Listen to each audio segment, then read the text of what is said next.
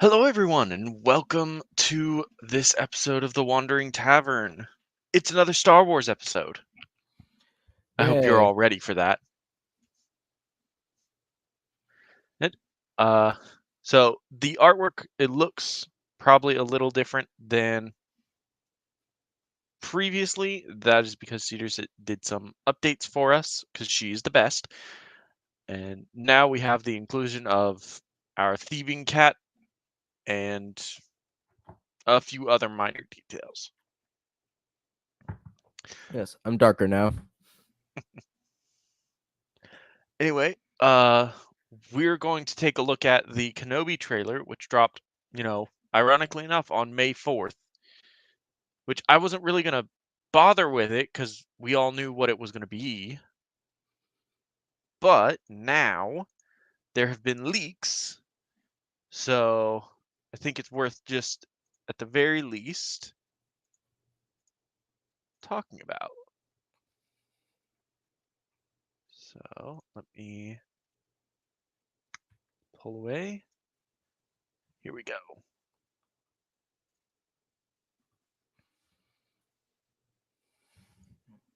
Hold on. There's an F key that automatically does full screen. Which one is it? It's like F11, right? Whatever. We'll figure it out later. For now, let's get into this.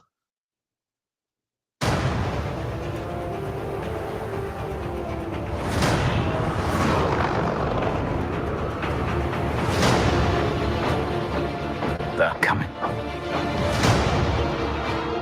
Stay hidden, or we will not survive.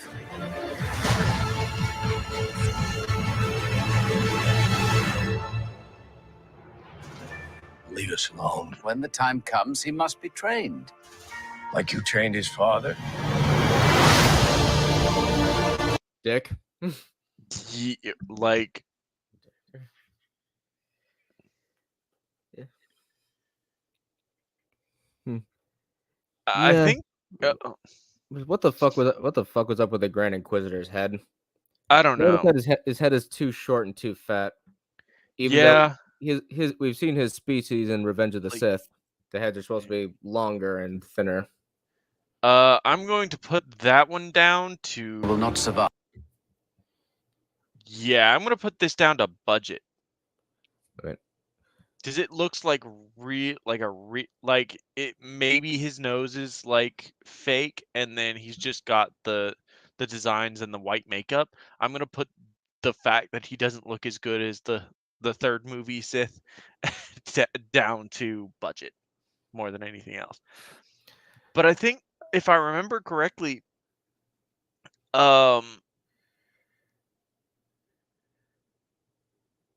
Lars and Owen and Beru don't actually know that Anakin Skywalker is Darth Vader. I'm not 100% on that, but I feel like that's not something Obi-Wan Kenobi would have told them. I think it's implied in the original movie. So there was a part where Emperor says that Luke is starting to act more like his father, and then Uncle Owen goes, "Yeah, that's what I'm afraid of." It's implied, but at the same time, the last time they saw Anakin, he was a reckless douchebag. Yeah. So who knows? I think the implication was that Anakin probably had more of a relationship with his family in A New Hope, but that has sort of fallen by the wayside. So I can't be 100% sure, but I feel like Owen Lars probably he did not know that Anakin survived. Because really, like, why would you tell the family like that? Be like, he died protecting the Jedi Temple. Beginning, middle, and end. He died protecting the Jedi Temple. Well, I saw his body for myself. Like, preserve the memory. Believe he died a hero. Well, you know.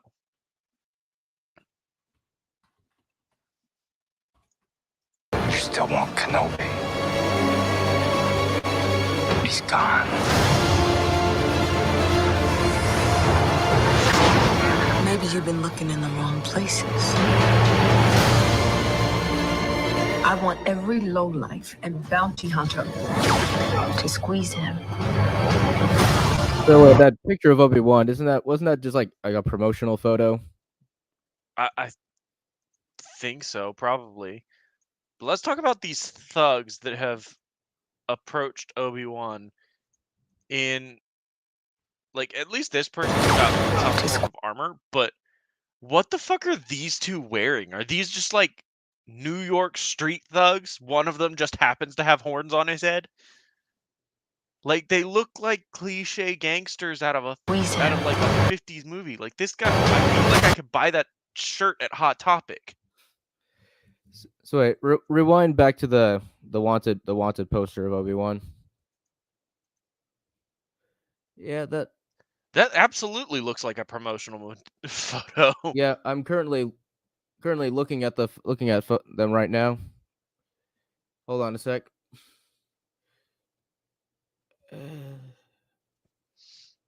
To be fair, this would probably be the last like active photo he ever had, but still though. You have not missed much, Joe Crazy. We're just getting into it. We haven't gone over the leaks yet, but that's next. I want every lowlife and bounty hunter to squeeze him.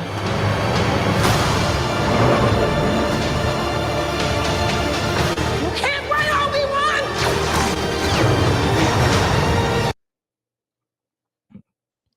Why is Obi-Wan off planet? Like, I don't remember ever seeing or reading anything. And here's the main problem with this entire series.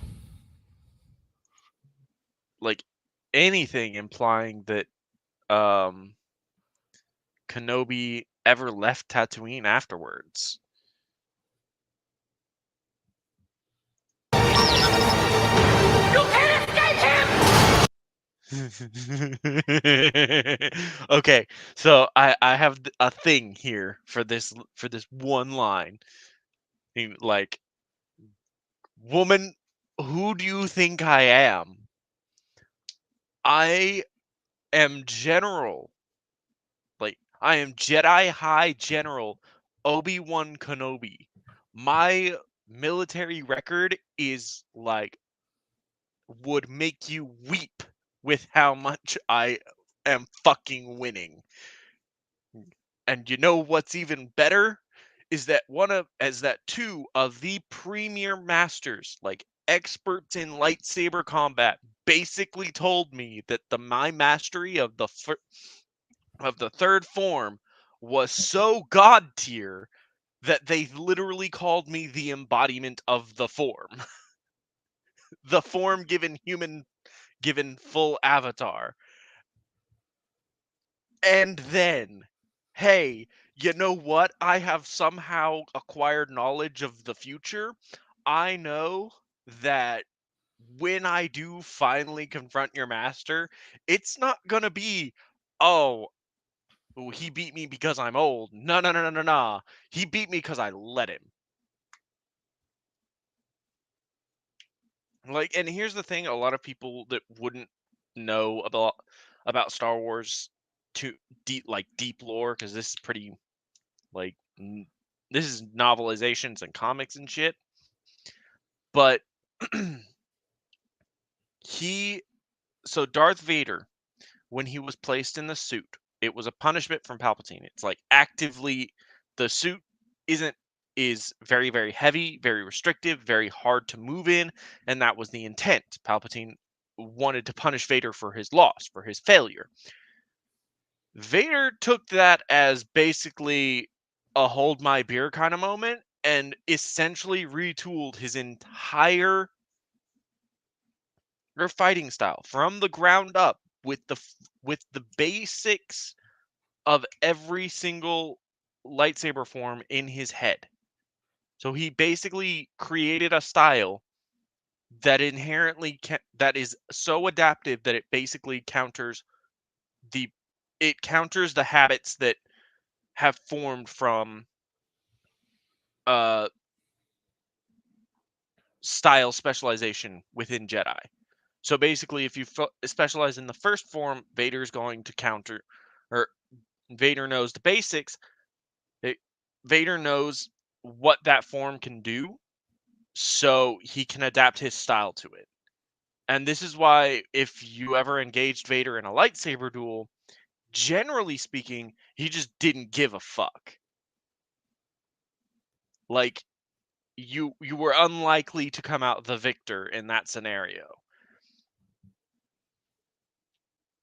And so, when Vader actually engaged Kenobi on the Death Star, Vader was like, I need to engage cautiously here. That should, like, that very simple fact, and this is from Vader himself, well, if I remember correctly, that simple fact tells you how much, like how god tier Obi-Wan Kenobi is if you actually start fighting with him. But you know what? I'm sure you, strong, independent woman character, definitely know who you're up against and absolutely have like, could absolutely defeat him. Just like Rey did to Luke Skywalker.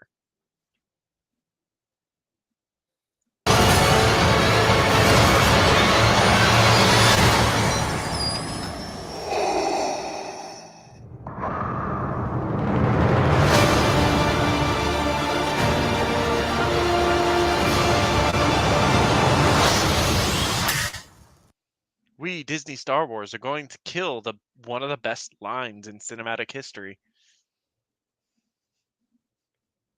When I left you, I was but the learner. Now I am the master. Yeah, what are you talking about, man? We fought like 2 weeks ago. Yeah, I know, right? We fought like 10 years ago. Or no, 8 years ago. Because this series takes place during the 19-year rule of the Empire, but it takes place 10 years after the Revenge of the Sith. Yep. So we're just going to ignore the fact that Obi-Wan. The reason why Obi-Wan is on Tatooine is because he is one of the very few surviving Jedi. He needs to preserve his order, and 2, he has to watch over Luke. But sure, let's just have him leave Tatooine and go Gallivanting across the galaxy. Yeah, go fight the Empire. There were Jedi who did that, but most of them didn't survive the initial purge. I think EU explanation was, I mean, Legacy, it's not about understanding the characters. It's about Disney saying our characters are better than anything that came before us.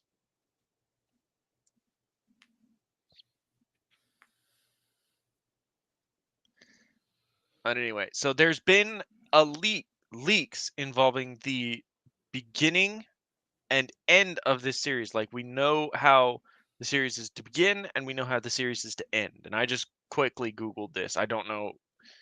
This is from Inverse, but I don't know if this has the screenshots. It might not. I don't think so. Oh well. But it does lay out the leaks, so we'll go through this. Hello, Legacy. All right, so we're at 10 years after Revenge of the Sith. Ewan McGregor's Obi-Wan as he's forced to face off against a number of powerful Imperial Inquisitors, as well as his former student Darth Vader. Or Hayden Christensen. Why? I still wonder why they have tried to pull Hayden Christensen back into this. genuinely wondering, because Hayden Christensen was never Darth Vader. He was always Anakin. This isn't like the difference between the two characters is very, very wide. I guess just for shots when he doesn't have the mask on. I guess.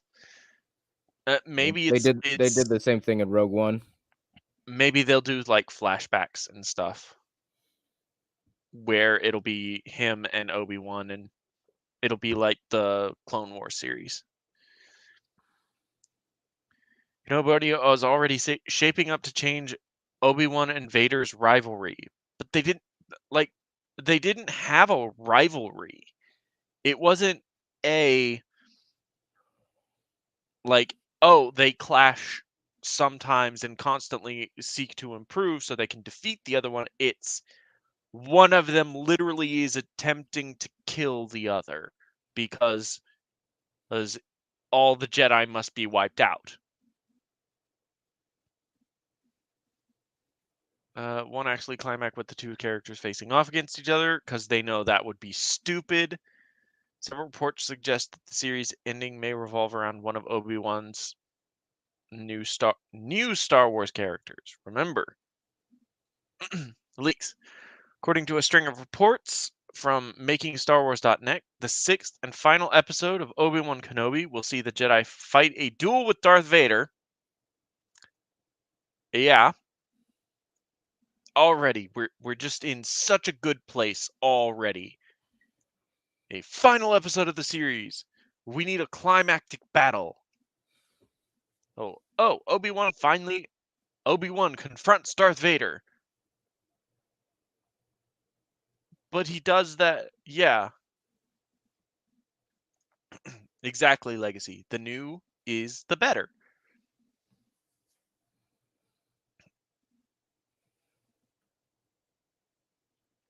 However, their fight won't be the climax of the episode. How would that work? Like, how is the confrontation between Obi-Wan, who has spent, who confronted Vader, defeated him once, and was very upset by it, to that revenge match effectively is not the climax of the final episode of an Obi-Wan Kenobi series.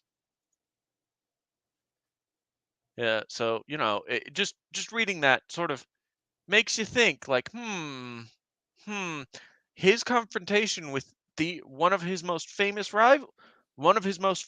antagonists is not the conflict, is not the climax of the final episode of his series.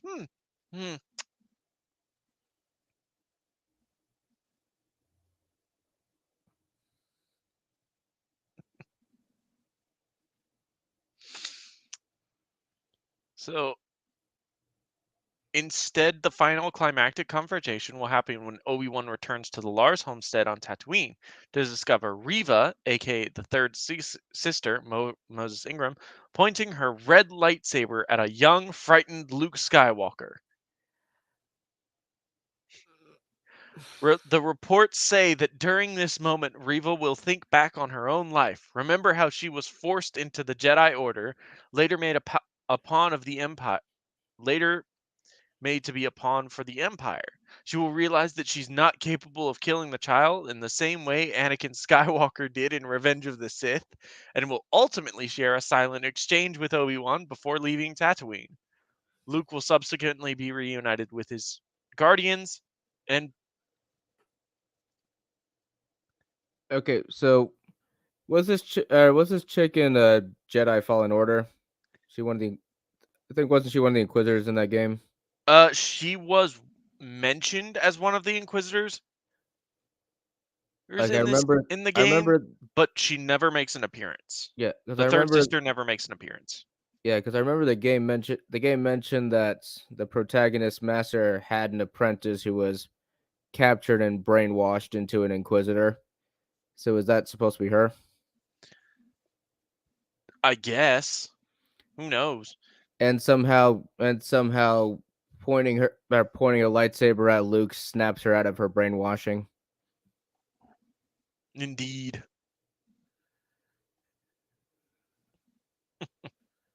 Oh yeah. Yeah, Joe, you have to remember that Disney has told us that the Tusken Raiders are just oppressed. They don't kidnap and rape people and brutalize them for just the sheer joy of it. That's definitely not something within their tribal lore or Yeah. anything. Yeah, they kidnapped Shmi and tortured her to death because of her white privilege. It was completely justified. True. True. Oh, his fight with Shara is really good in that series.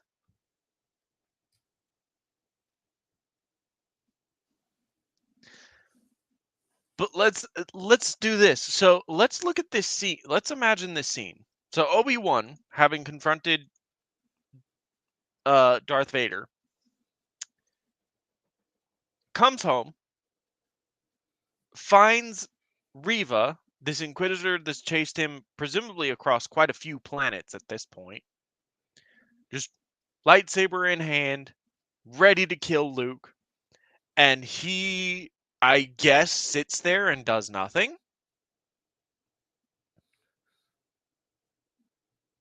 Like, he doesn't force push her away. He doesn't pull out his own lightsaber and like move into sort of a defensive position or be ready in any way. He just stands there as Reva has a flashback.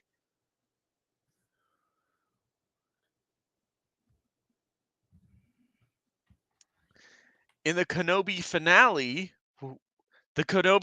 will then see Reva return to the Inquisitor's stronghold, tell Vader she managed to kill Obi-Wan. Vader, sensing Reva is lying, will murder her in cold blood, and in doing so will kill the one person who might have been able to tell him the truth about his twin children. Wow.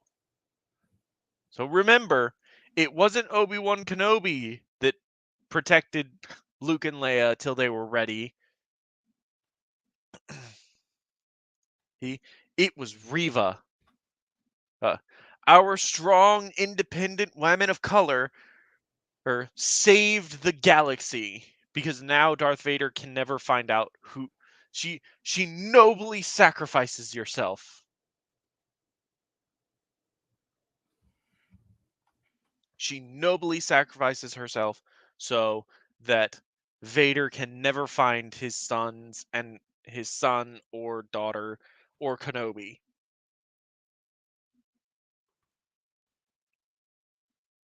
It's not like her ship would have, travel records or, the Empire doesn't have spies in these places that would have followed her or kept an eye on her or, things like that. Things that the Empire definitely did do. But I guess Reva is an Inquisitor, so she's automatically immune from. She's above suspicion. She wouldn't be watched very carefully for any signs of her actively trying to, undermine the Empire or anything like that.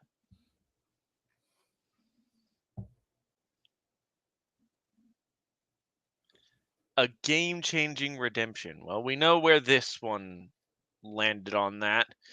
If these leaks are true, that means Star Wars fans should expect to see Moses Ingram's Reva emerge as an even more important player in Obi-Wan Kenobi's story. But at this point, it's no longer his story, is it? Like, she has made the noble sacrifice. She has done. She has changed. And that's really the problem with this series. It was never going to be about Obi-Wan Kenobi. It had to be about someone else. Like, Kenobi did interesting things, but arguably, he's not going to be the biggest, like, unless you can give him an arc in his own series, it's unlikely he would be doing anything like that. Like, her decision to not kill Luke at the end of Obi-Wan Kenobi will also make Reva the latest in a long line of tragic Star Wars anti-heroes.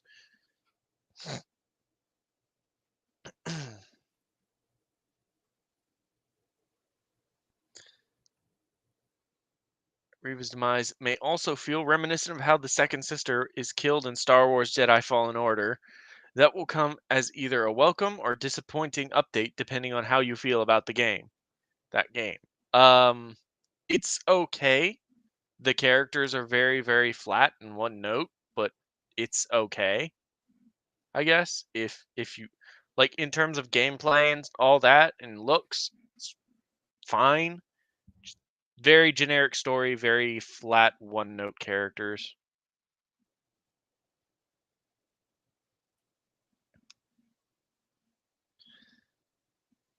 In addition to Reva's overall arc, this batch of Obi-Wan Kenobi leaks also claim to confirm a number of previous rumors about the series, including the cameo appearance Liam Neeson is rumored to make as Qui-Gon Jinn. However, it's Reva's final decision that seems to be the most noteworthy right now. If the leaks are correct, this means the third sister will go on just as transformational and important to the story of Obi-Wan Kenobi as the show's hero. No, you're missing the point, Inverse. The third sister is the hero. She actively fails in her mission. She nobly goes and lies. Is to her boss, knowing that he will kill her, and she dies saving the galaxy.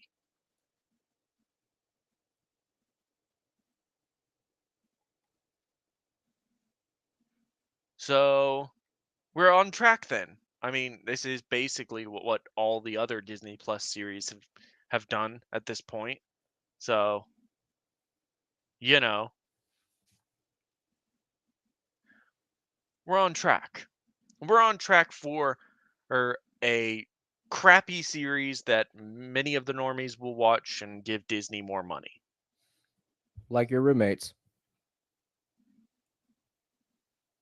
No, they're not happy with Disney Star Wars either. Oh, They really? I also haven't mentioned this and don't plan to. Mhm.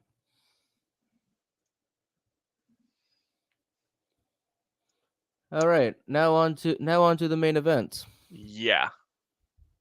So let's Oh boy. do this. This. Whew. All right. So this is a video published by Lilly Orchid. Did it? She is a crappy author, and her videos are, well, they were at one time at least fairly interesting, but nowadays it's just a vessel for her to basically brag about her own writing as superior to everything else. So shall we proceed? I have actually watched this all the way through. I know most of the points she Oh makes. boy. Oh boy. Let us begin. And a little different this time. At the time of recording, I was sick with something. It was probably the flu, but it wasn't serious enough to waste the time of healthcare workers checking if it was Rona, and that's why I might sound slightly different. Okay? Okay.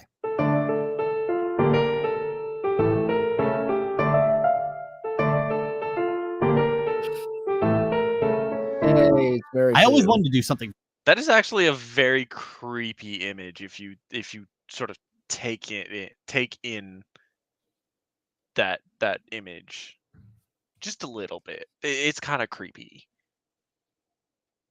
For Star Wars Day, but it always creeped up on me. But by happenstance, I breezed through this script in mid-April and realized, oh, hey, I could do this for May 4th. So I'm a happy Lily. Anyway, here's... So we probably will, depending on how long this takes, we might get like half a chapter in today. I can pull up that link. Oh, we're gonna do more of Lily's fanfic. Eventually. Joe Crazy just asked.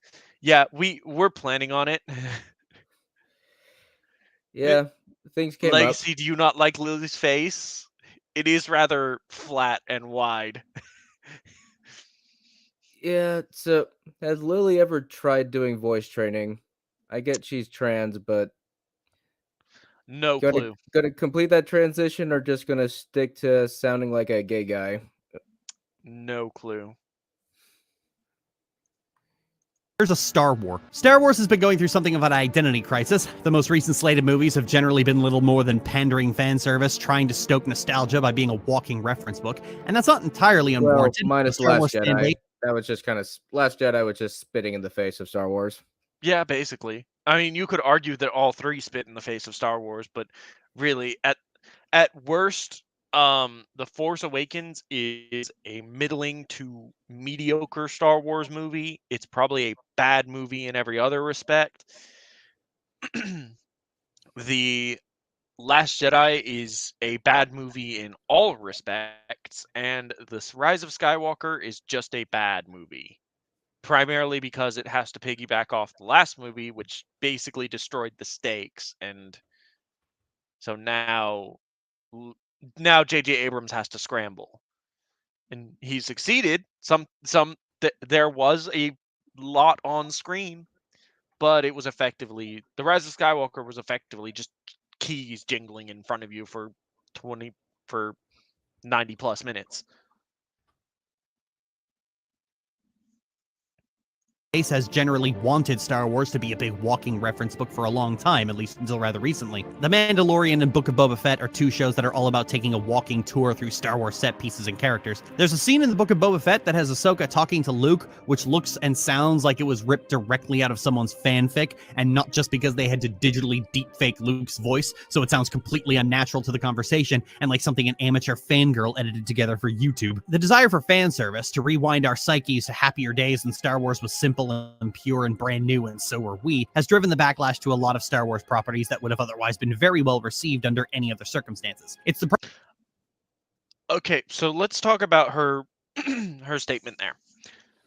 So, is this correct? Well, the answer is no. Very simply. The prequels for a long time were very, very, you know, if not loved by all, very appreciated that, like, well, they were enjoyed. Yeah, There I was wouldn't. not. I wouldn't say the prequels were loved. As far as I can tell, the prequels were, well, or maybe not mostly hated, but the most outspoken people hated it. Yes. But I think it was a while down the road before everybody realized, like, oh yeah, doesn't this some of these choices made were not great. But here's the thing. It's not so much that what we were presented with the prequels was not what people wanted. It's that the choices made with the direction, the dialogue, and the way the story was told weren't very good. Now there is an active and very apparent difference in the level of quality with newer Star Wars products, and I think a lot of people are starting to pick up on that. Like there's a gulf of quality, just a huge drop in quality between, say, the worst the prequels has to offer, which in many people's opinion, excuse me, is it Jesus, all right, is Attack of the Clones. Yeah. And The Last And Jedi, which is the worst, probably that the sequel trilogy has to offer. though, when it comes to the Attack of the Clones, really the only thing that was bad about it was the romance subplot.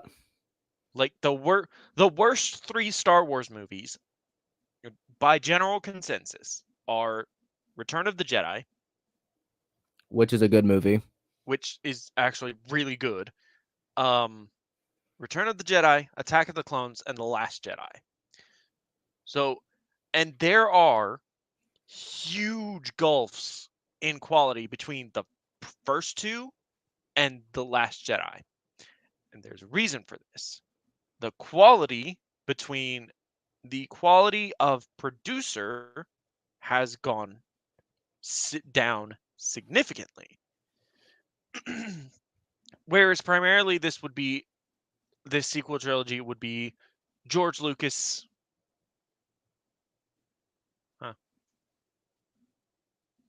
Would be George Lucas. Sorry, I got distracted. I have my window is in front of me, and our neighbors are doing something in their backyard. Return of the Jedi was considered bad for a while before considered the worst Star Wars movie by a lot of people before the prequels really came out. And I mean, that's not saying much. There was only 3 movies. Yeah.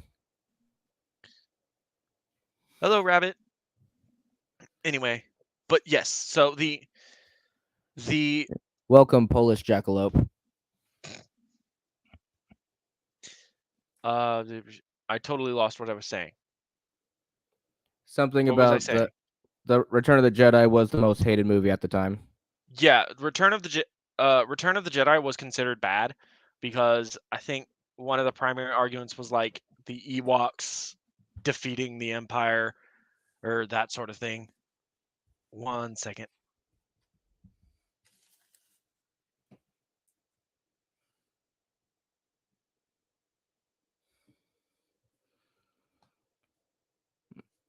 Well, looks like Clayton has disappeared again. So, what are you guys up to?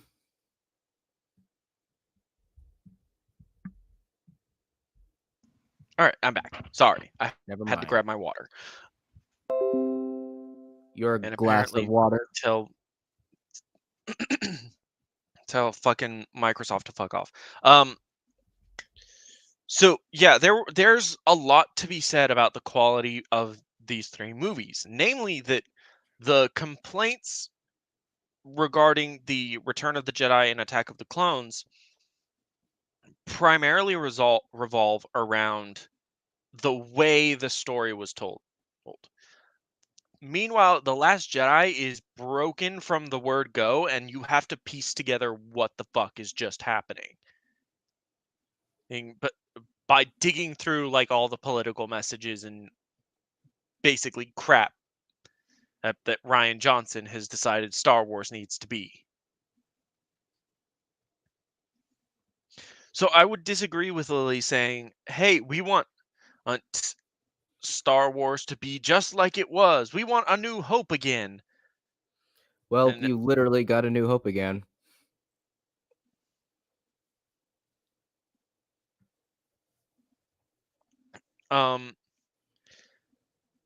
But yeah, we did literally get effectively a rehash of New Hope that everybody was okay with. Yes, the message. I was that iffy everybody about was it.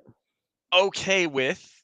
Like, I didn't walk out of The Force Awakens thinking, that was awful in every conceivable way. I walked out of it saying, well, it was okay. There was kind of the huge ass plot hole that this random schmo has Luke Skywalker's first, like Anakin Skywalker's lightsaber that fell into the clouds at Bespin, but I guess we can let that go. Sure.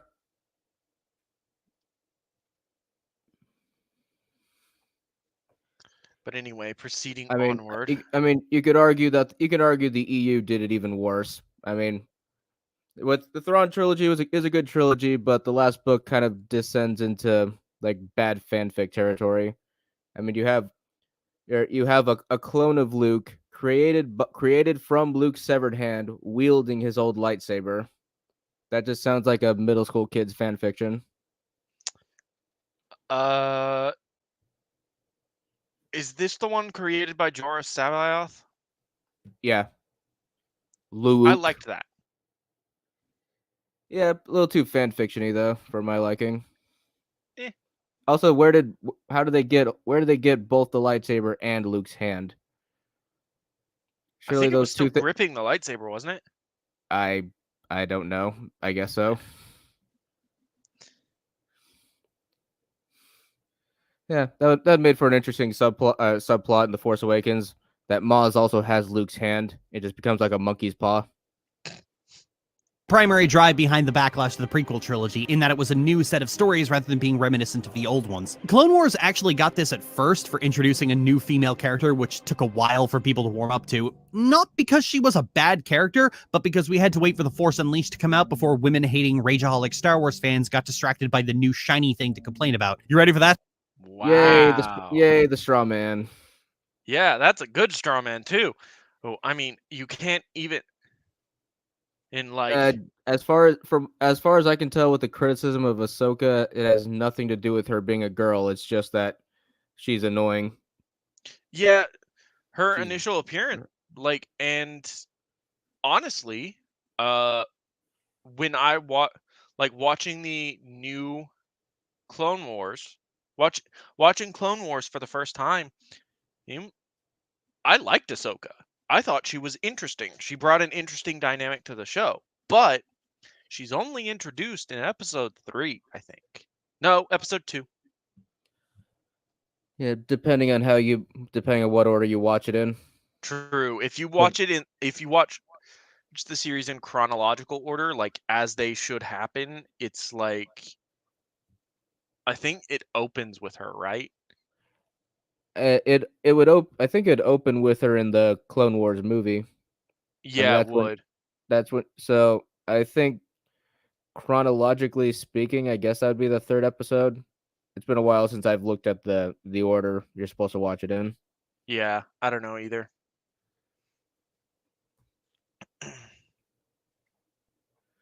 Anywho, She was annoying, and I think she was kind of annoying in the Clone Wars movie, and I can see why. She's very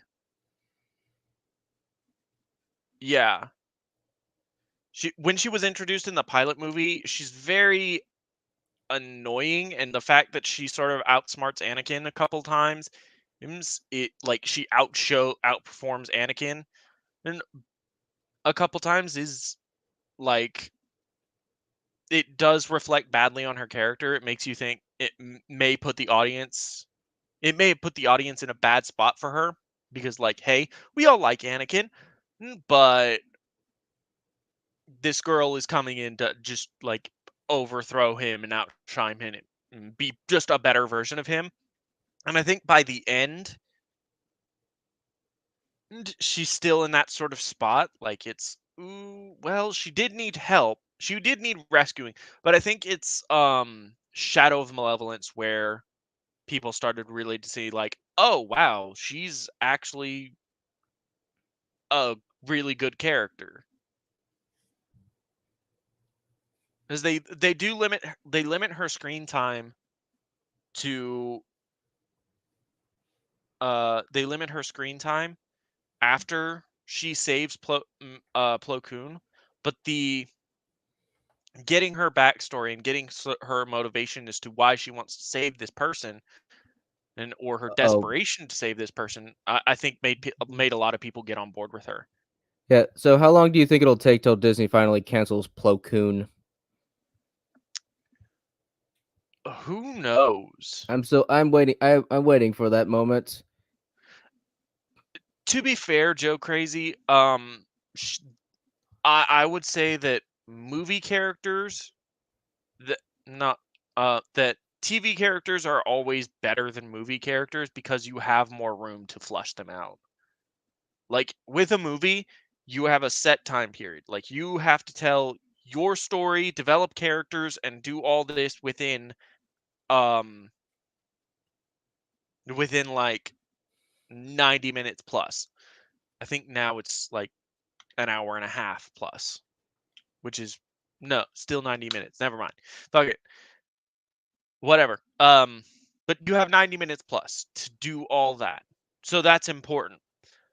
But if you have a series it's you get more and more opportunities because you can follow that character during their own stories. You can give them their own arcs, things like that.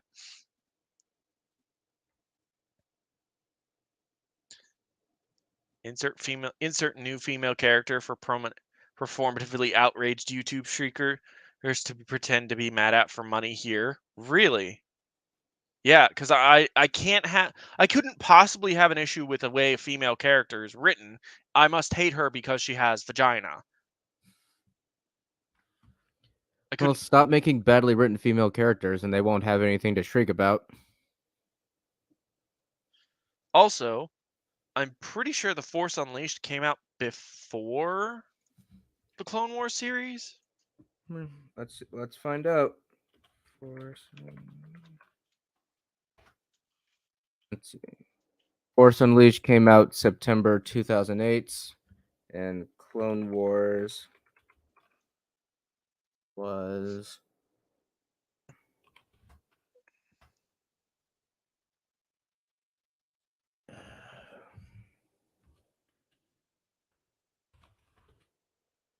let's see, the Clone Wars movie was August 2008. So just like a month apart. So literally a month apart. So the valid complaints of, hey, this character was actually pretty annoying in this movie, versus, hey, this character was really well written and this character was kind of annoying. And to be fair, she's also paired with the Hutlet, and the Hutlet is actually like the worst part of that movie. All he is a joke. Like, and it sucks. Like, he's basically a MacGuffin, which I think drags Ahsoka down really hard in that movie. I'd have to rewatch it to be sure, but absolutely, I would 100% believe that Ahsoka is dragged down by the fact that she's basically a backpack for this thing, for the full movie. Anyway,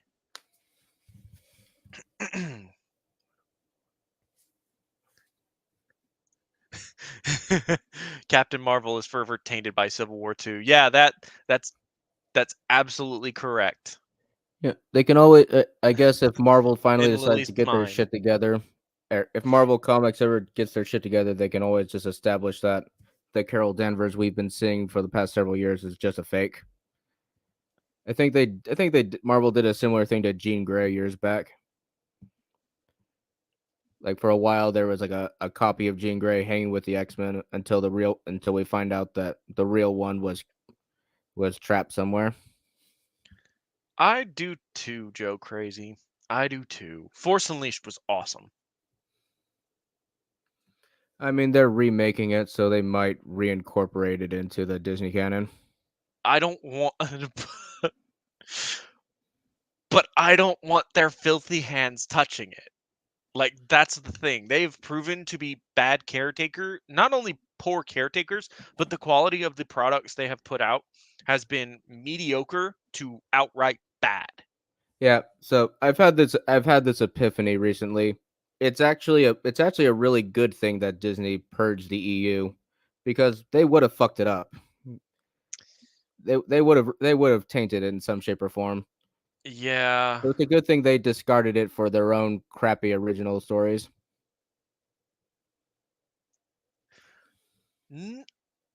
Legacy, I'm going to disagree with you. I think Black Canary might have it for Girl Boss. Black Canary or Huntress in the animated Justice League.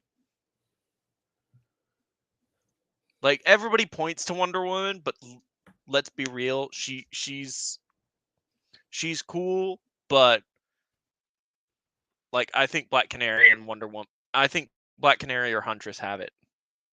And the reason being that they are not superpowered. They're just kick-ass women that well, in Huntress's case, kill people. It also depends on what Black Canary you're talking about, whether she has the scream or not. So some of them do, some of them don't. There's been more than one. There's probably been more than one Huntress too. Yeah, I think the original Huntress, I think, was she was the daughter of Bruce Wayne and Selena Kyle from a different universe. Hmm. But then she died during the Crisis on Infinite Earths, and her entire universe got wiped out of existence. So a different girl becomes Huntress later on. That cycle to happen again. I know I am. I was complaining about pandering fan service a long time ago, and it seems that everyone else is starting to get as annoyed with it as I am. Ironically, around the time Hayden Christensen is set to return to Star Wars, what a coincidence that surely isn't reflective of anything at all. But the question is,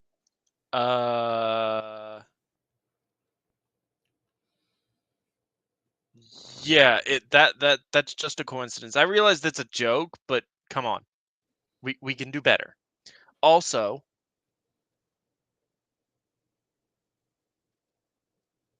oh, your ass is gonna put Kreia in here. Your ass is gonna put a mocking Kreia in here.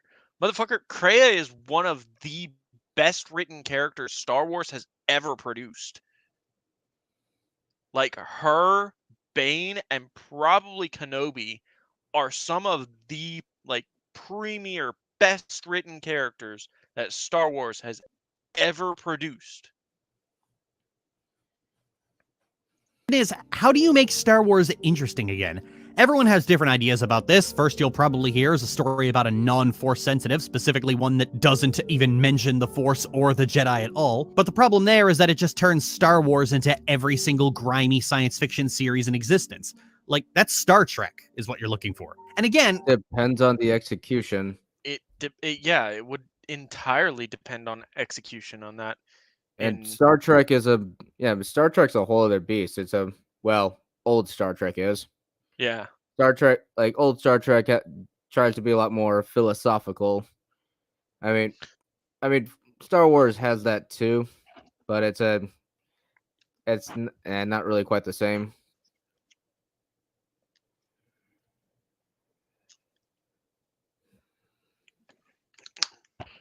Sorry, you caught me drinking. It would depend on execution. Like, is this a high level bounty hunter for the Hutts? Like, depending on who this person is working for, what they're doing, what their goals are. There's all sorts of things that make characters interesting and make stories function, and there have been stories that have involved as primary characters non-Force users, and they're really good.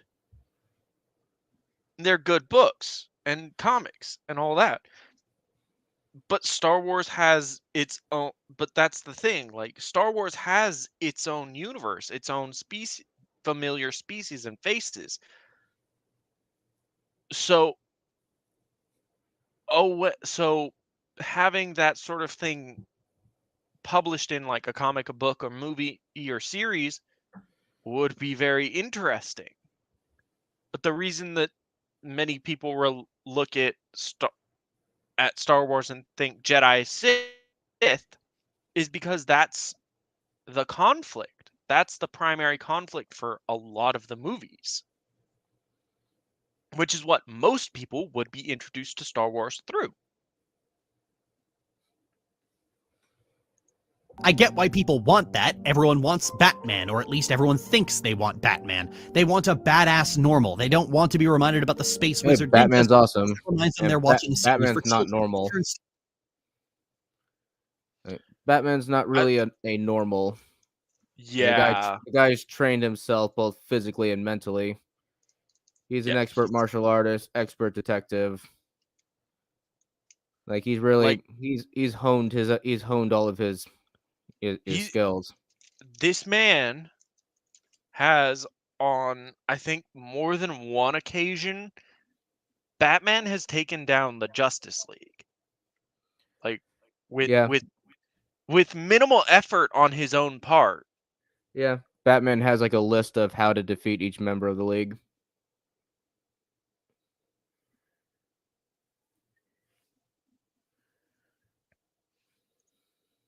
Star Wars into a bog standard cyberpunk story that you can then turn around and pretend is nuanced because the protagonists say fuck a lot. And I'm not. Wait, what's he trying to say? That Star Wars is cyberpunk? Hold on. Hold on. Let's listen to her whole point, because this is where Thinks they want Batman. They want a badass normal. They don't want to be reminded about the space wizard ninjas because that reminds them they're watching a series for children. yes. No. And children's series are notoriously without depth.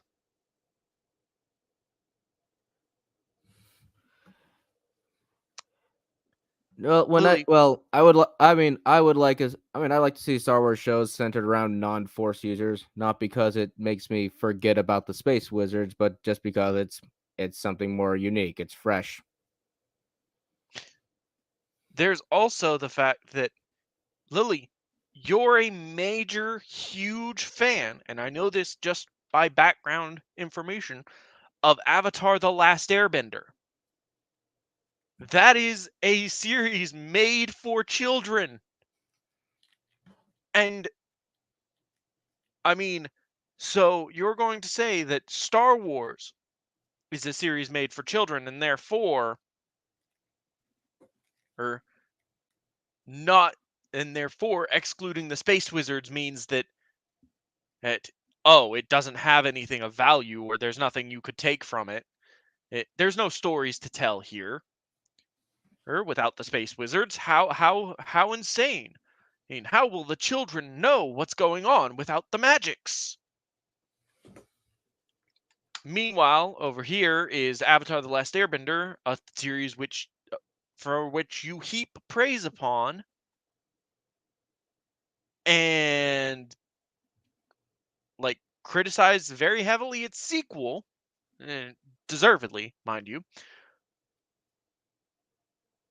And you're saying that the main audience of Star Wars can't acknowledge that a children's series has depth.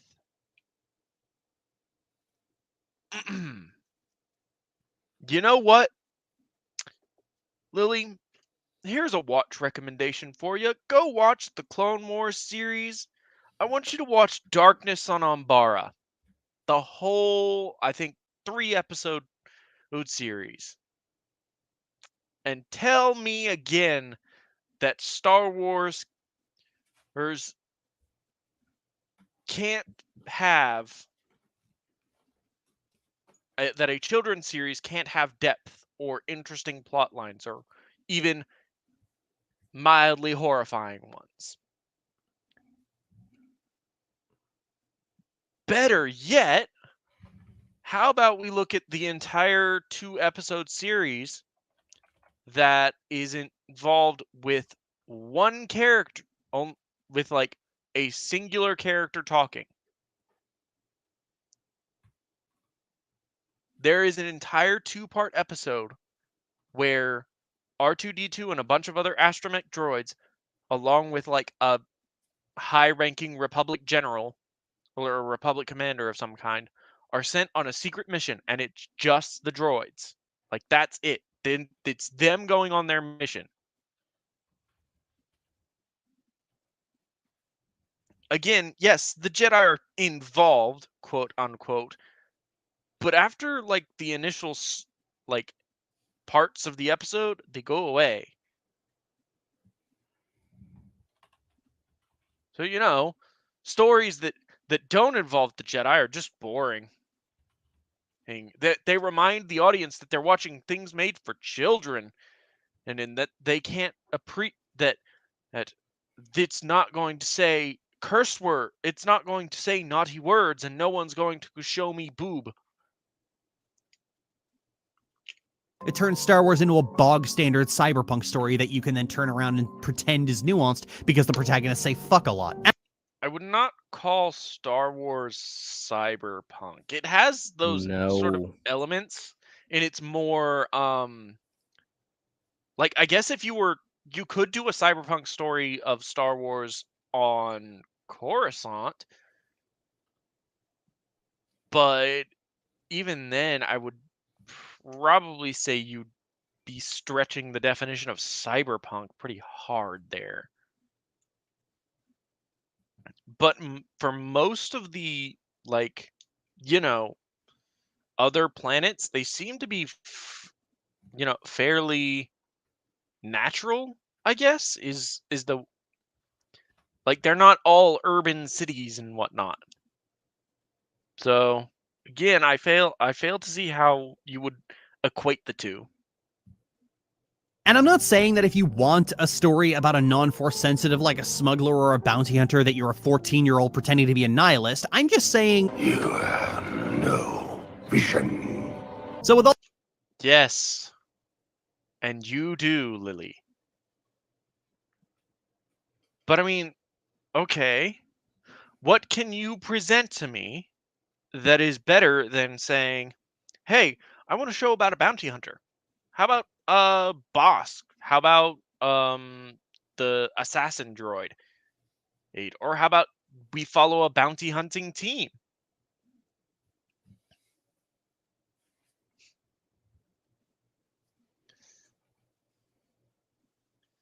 That, they go around and hunt criminals and whatnot. Do like a police procedural on it. Hell, you could even do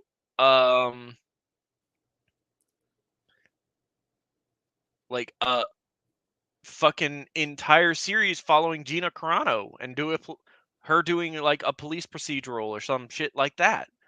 That would be really interesting. In the New Republic, they have those officers that are basically like Wild West sheriffs in the Outer Rim. Have them go around, do police, like a police procedural. You could do an entire series about people going into the unknown regions. Like, you could do some shit about like the fucking politics, like a show like The West Wing. You could do that. There are many things you could do within the universe of Star Wars that would be very, very interesting and would not have to involve the Jedi in any way. But I guess proposing that, it means I have no vision. I have no understanding of this universe, the people within it, and how they would function. Or we could have an entire series following fucking Hondo. Like, fucking space pirates, right?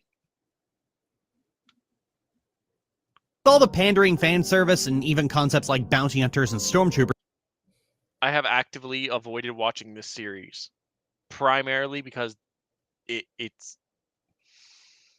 looks so bad. being driven into the ground, how do we cover new and interesting ground in a Star Wars? Well, the answer has always been staring Star Wars straight in the face.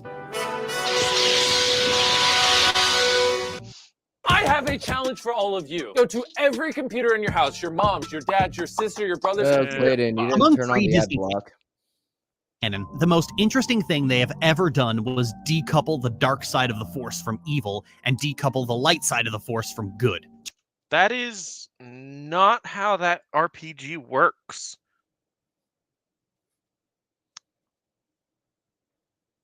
So in the Star Wars MMO,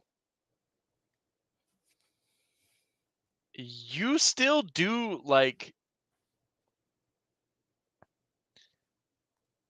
it's not that the dark side is decoupled from evil, it's that you as the player have more agency, so you can pick whether you want to be dark side or light. How's it going, Wisp?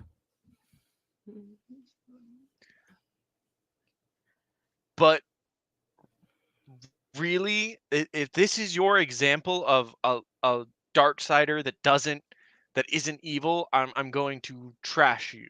Give me a moment. I'm going to give her a moment. turning both of them into things that can be used for either, in the same vein that immersing yourself in anger and only anger can turn a person into a truly monstrous human being. Detaching yourself from all emotion and passion entirely turns you into an unfeeling machine with no ability to truly empathize with other people. And the inherent problem with the dark side as it existed before this, and as it does in Disney canon, is that it operates on one intensely flawed principle: that justified human emotions can turn a good person evil. Justified by what? Yeah, the Sith are, I've said this several times, but the Sith are selfish by nature. Everything have they to do, everything they do is to benefit themselves. Like, and that's the thing, why the Imperial light side path in the MMO is so interesting, because it's not so much that the character isn't, it's in and of themselves is no longer ambitious and doesn't want what's best for themselves. They primarily wish to benefit the Empire. They see benefit in having the Empire be strong, having the people and the infighting come to an end, because it weakens them from within.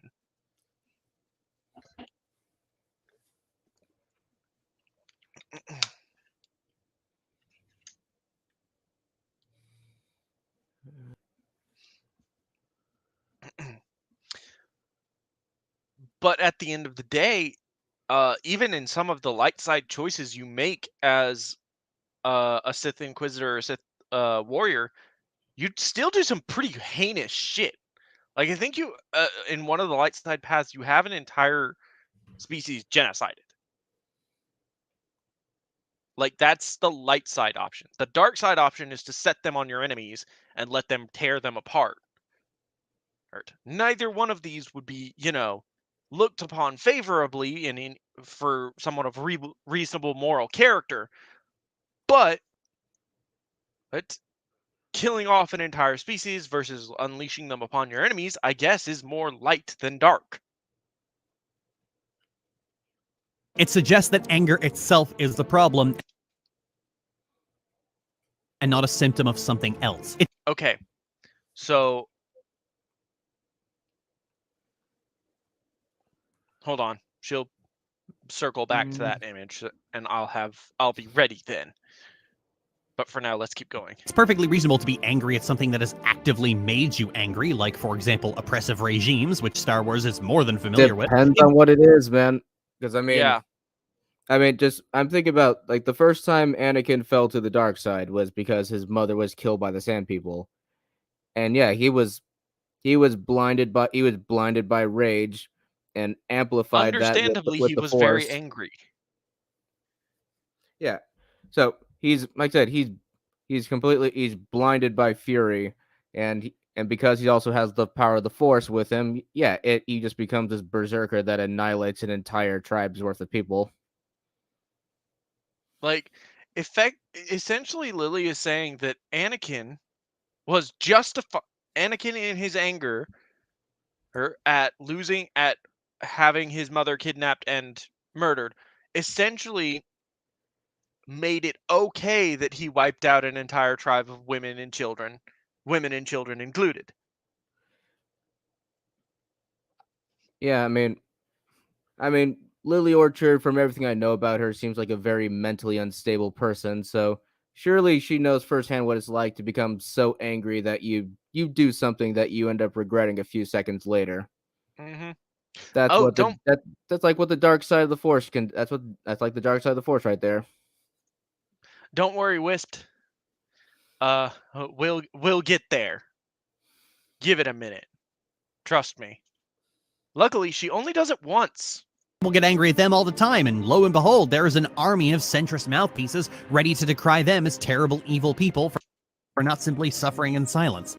Oh no, man! That poor straw man. That poor straw man just took a bazooka to the face. I know, right? Instead of saying, hey, let's not burn down this city in some sort of petty revenge, let's actually wait and see if all the facts, and let's wait for the fog of war to clear. And centrists are God centrists forbid are we some of do the most, that. yeah, it's like centrists have to be some of the most misunderstood people because people on the far left and the far right think of them as kind of being on the opposite side or just being fence sitters. Yeah, they think we're. Well, here's the thing. The problem with both sides is inherently they want a change to whatever current regime is in power. However, they're the minority rather than the majority. And if you actually sort of step back and look, and the reason centrists are demonized by both sides is because centrists will actively say, well, what about these facts that contradict the things you've said? Right. So what would you define as a centrist? Because I've always seen it as just somebody who has a good balance of both liberal and conservative ideals.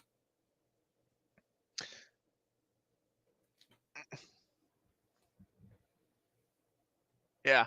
I would probably define it more as someone who has their own ideal, who has their morals and principles, and is willing to change them if necessary, but is also wanting justifiable reason to do so.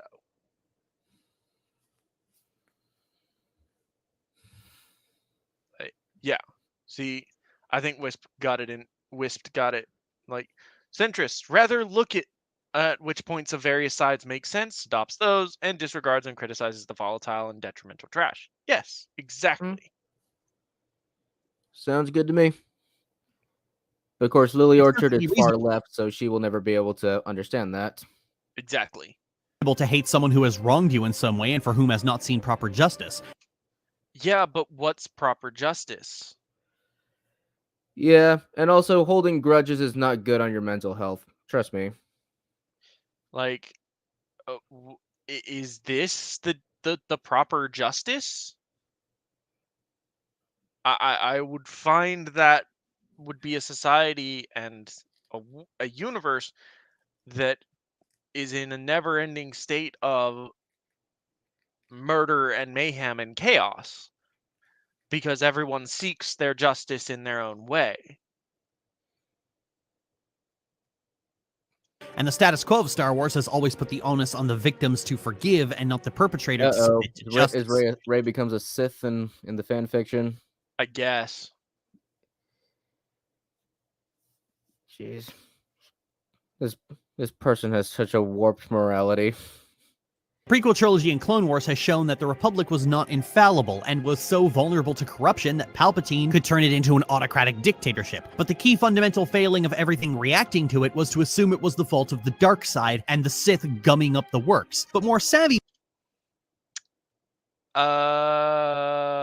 They planned this for 1,000 years, girl. I mean, was that actually part of George Lucas's vision, though? Just as much as we like to talk about Darth Bane and Darth Plagueis, how much of that is George Lucas's idea? I don't know.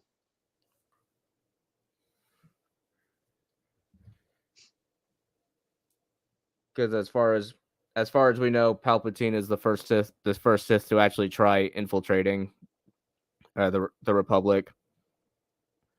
I mean, if we're just going by the movies. Yeah.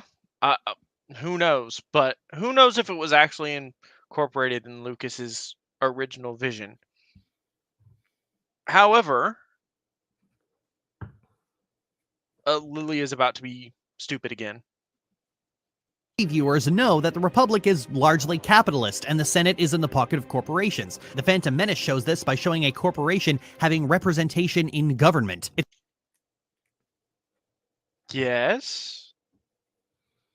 Okay. Lily.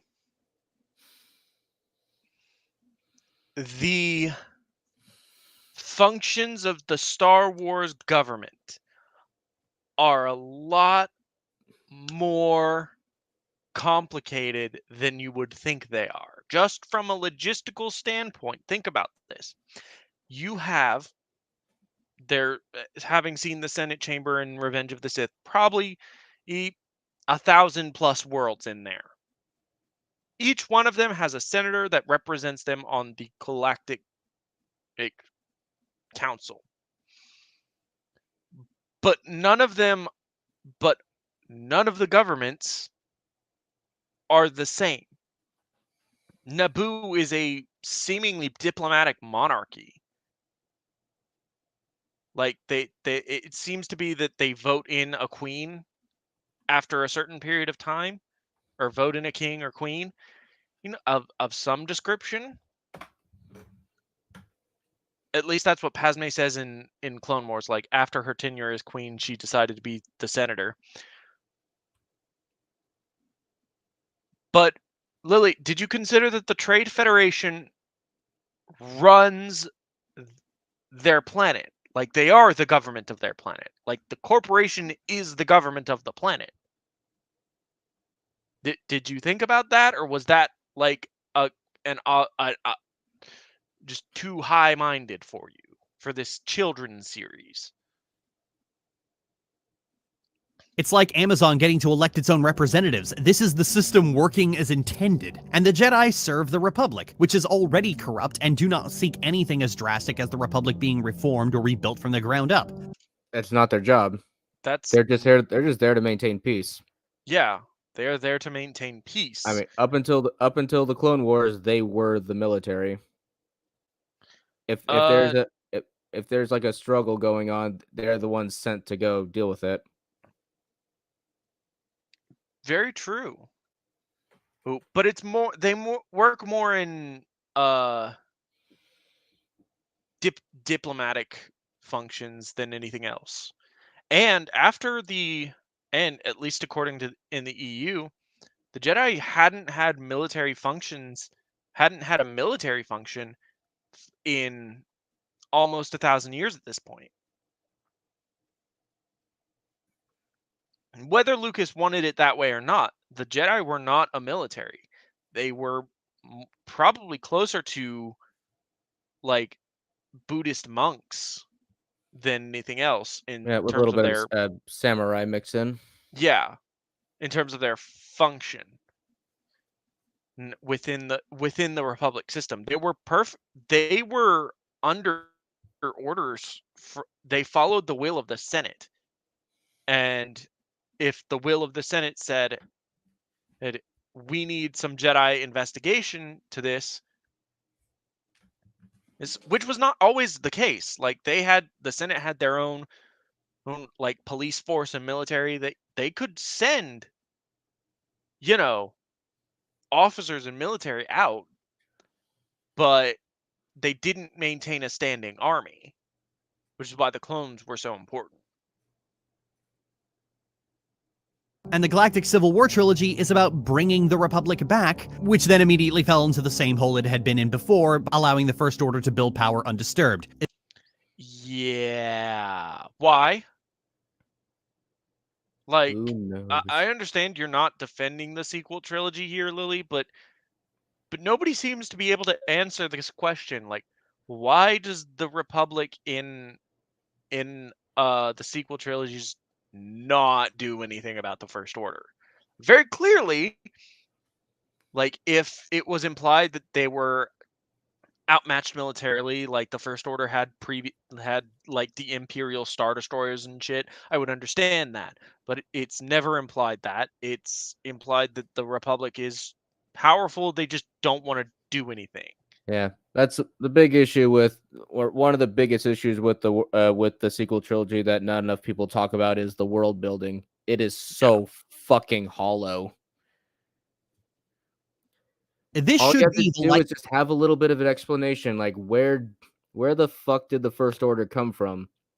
And you can easily tie it back to previous trilogies by implying that maybe they, like, Imperial remnants fled into Hutt space, and the Hutts become allies with the Empire because like some of the several famous war heroes from the rebellion are responsible for Jabba's death. And so, see, you kind of tie all that in together. Because the prequel trilogy had established that the Hutts were big into slave trading, So there's your explanation for how they got all of these slave stormtroopers. Yeah. light side of the Force at its worst. Its approach to calm and deliberation and patience is inherently in support of the status quo, in support of peace in a very tenuous sense. Coincidentally, what's the first line of the Sith code? Peace is a lie, there is only passion. Yes. Hold on. I promised myself I would have this pulled up. But also, Sith are evil. This is the backwards logic of evil people trying to justifying their Yes. own villainy.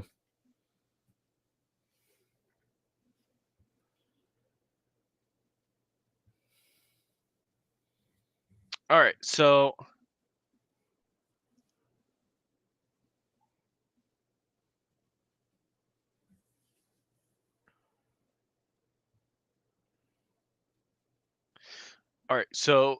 in so she's gonna do the whole Sith code. So let me do I'm gonna have the Jedi code on hand. So in this first line, there is no emotion, there is peace. Is conditional.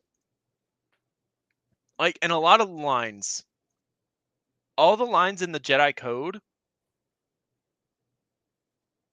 are conditional. They are when statements. So if you read it as when there is no emotion, there is peace, it becomes a true statement. Like without emotion, you are calm and peaceful. There is peace. When there is no ignorance, there is knowledge. When there is no passion, there is serenity. When there is no chaos, there is harmony. And there is no death, there is the Force. I mean, you could put when in that one, but that one's pretty self-explanatory.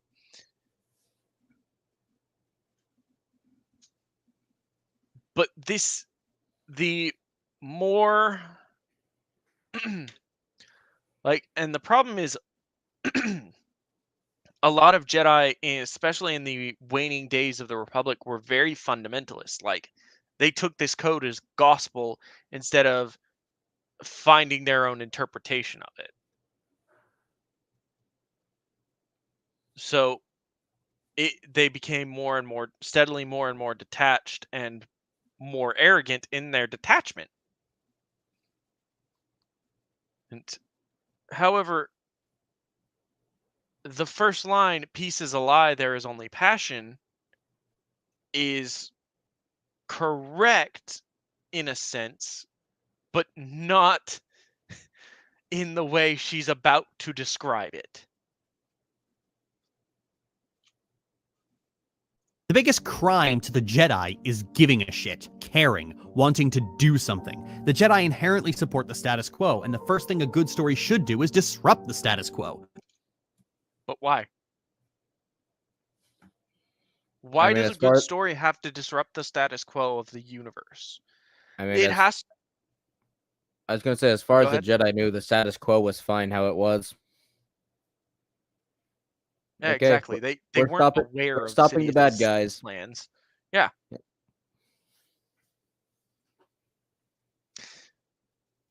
And Kenobi actually makes very good points when, like, against this sort of thing when Satine challenges him on with her more pacifist ideals. Those Obi-Wan Kenobi basically lays out to her like, oh, yeah, it's hard to have peace talks when your enemy charges you with battle, marches over your everything you have with battle droids.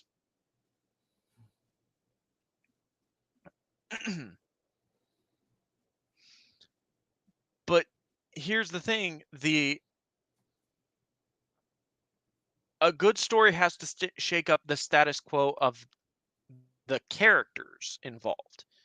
There has to be a reason for the character to move from the status quo. But the status quo of the world or the universe inside of the world may not necessarily change.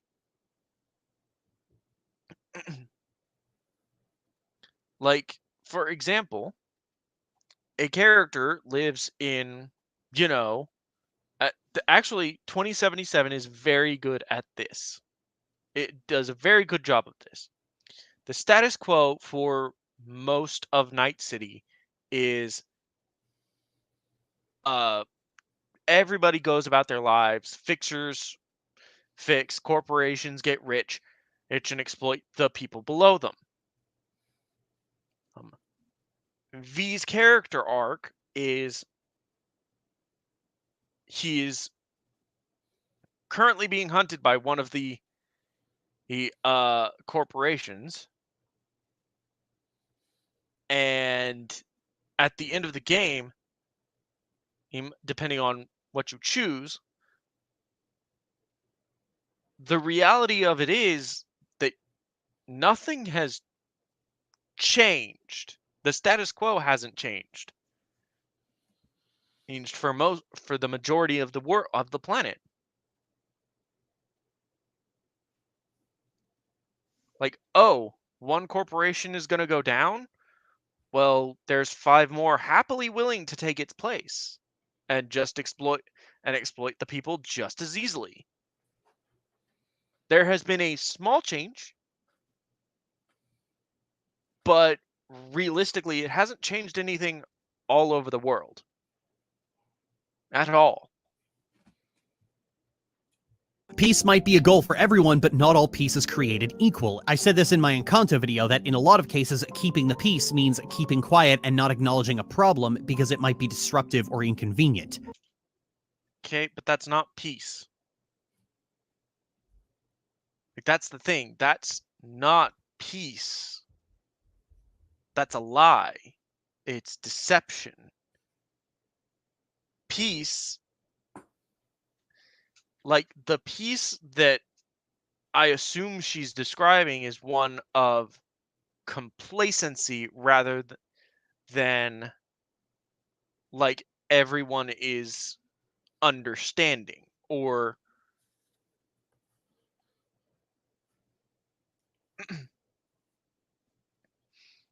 everyone is like understanding, or everyone is sort of happy, I guess. But there's a difference in acknowledging a lie that people tell themselves to prevent something from happening versus to prevent addressing a problem or something from happening versus is actually having peace where you can sit down despite disagreeing with someone and talk and explain your disagreements. Peace was Palpatine's goal. Once more, the Sith will rule the galaxy.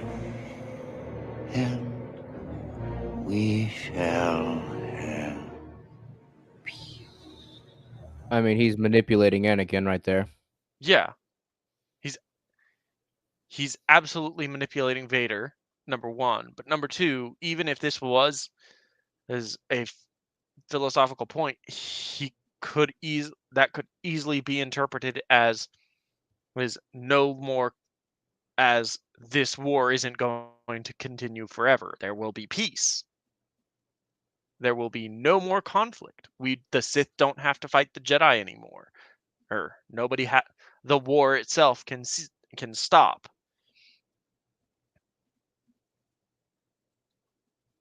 Like, there's many different ways to interpret that line, but Palpatine may or may not mean galactic peace under his rule.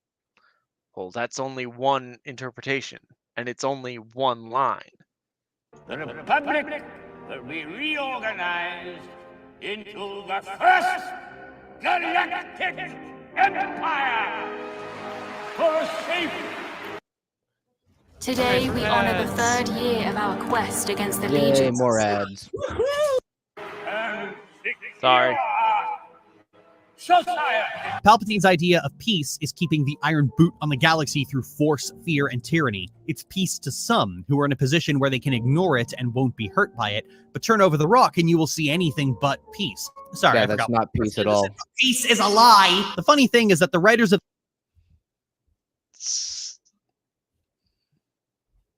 the original KOTOR clearly meant the Sith Code to be this declaration of evil.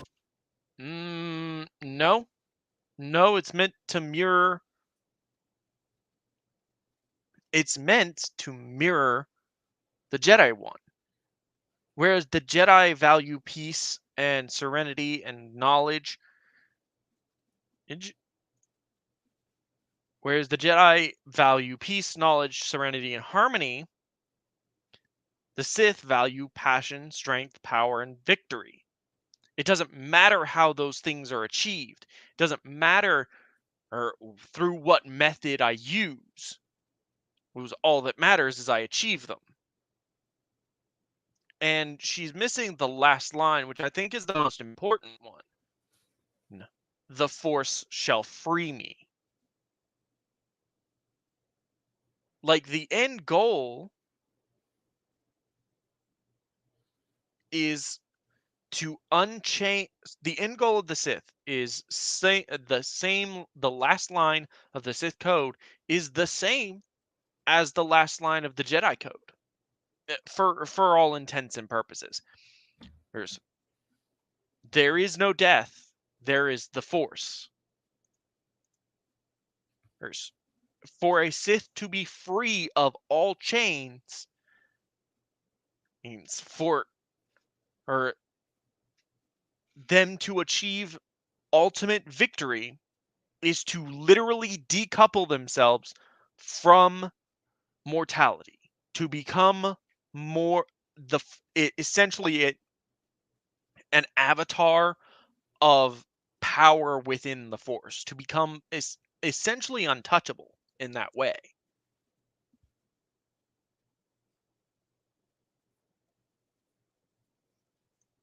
Wisp has it right, like that. It is forever a cycle that will consume you.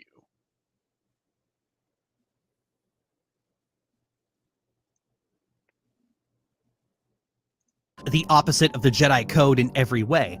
But it's clear nobody really thought about what those words mean, because to me, when I hear the very first line of the Sith Code, my thought goes to, I think you're confusing peace with quiet. which is I don't see how that's connecting, but okay. The depth, I'm not going to deep dive into that statement, but okay. of course a dark paraphrasing of a similar line from the letter from Birmingham jail. But the white moderate, who is more devoted to order than to justice, who prefers a negative peace, which is the absence of tension, to a positive peace, which is the presence of justice. That comparison. Hey, Mary Sue. So, I guess she's comparing the first line of the Sith Code to this letter from, I think that was MLK, saying that, look, if you aren't someone that's, standing with us, you're doing more harm than good. But that's the thing, is that most people are in the middle by and large. It is the wings of things that make change. However, without that center, it ends poorly almost always. In many examples throughout history, when the more extreme elements of an ideology, regardless of which side it comes from, get in charge, they don't do good things for the people most of the time. Comparison completely changes the Sith Code, particularly the part about the breaking of chains. The Jedi Code. No. Okay, I have seen where she's going to take this video. So the Sith code is about overthrowing your oppressor. I think is the subtle point she's trying to make. Even though the end goal of the Sith is to become the oppressor. Yeah, exactly. Well, it was fun having you here, Horned Rabbit. Wishing you the best, great rest of your day. Yep, take care. But let's look at this image, shall we? This is, as Yoda lays it out, the path to the dark side. Right? And we can actually examine Anakin's character arc in the first 3 movies and see how he followed this path, shall we? All right. Fear is the path to the dark side. Fear leads to anger. Anger leads to hate. Hate leads to suffering. This is actually very true.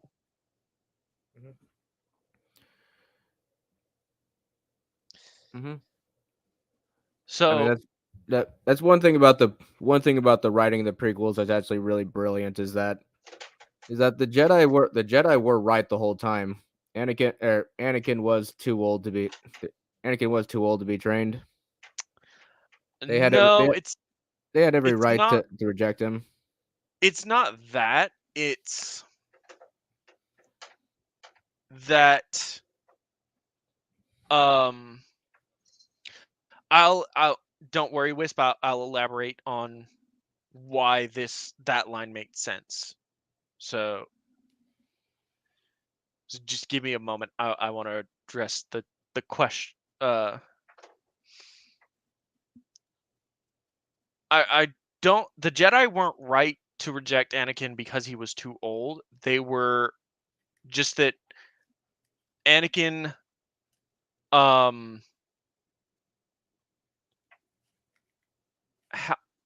Anakin wasn't taught to let go very well. Like nobody, because Qui-Gon Jinn didn't train him essentially. Like that's the thing.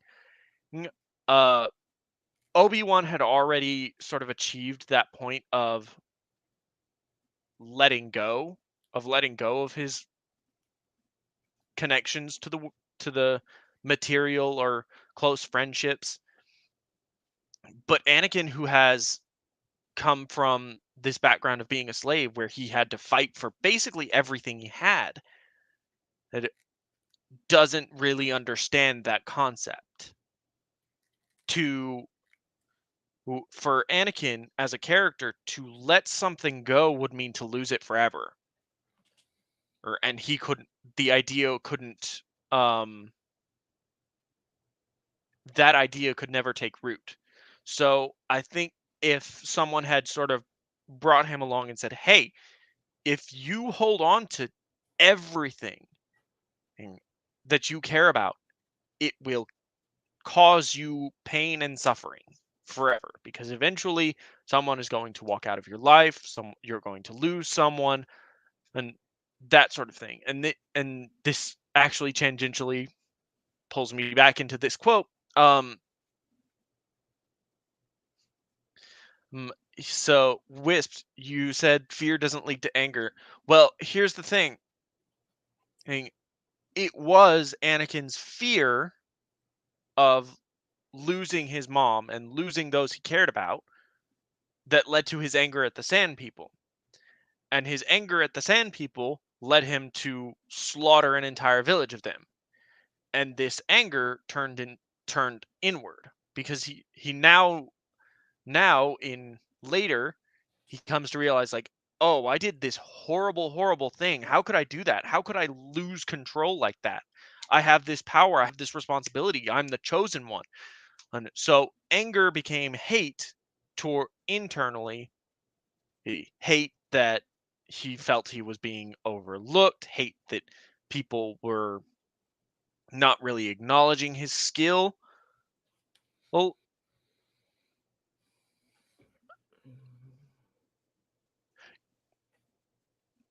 I can definitely see that argument, Wisp, as to why grief would be that would be grief more than anything else.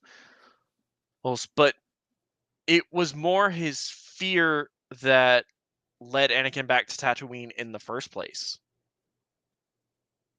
Yes, you could also argue that it was his desire to hold on to that attachment, that fear of losing that attachment to Shni, that led him back to Tatooine in the first place, that led him to that grief.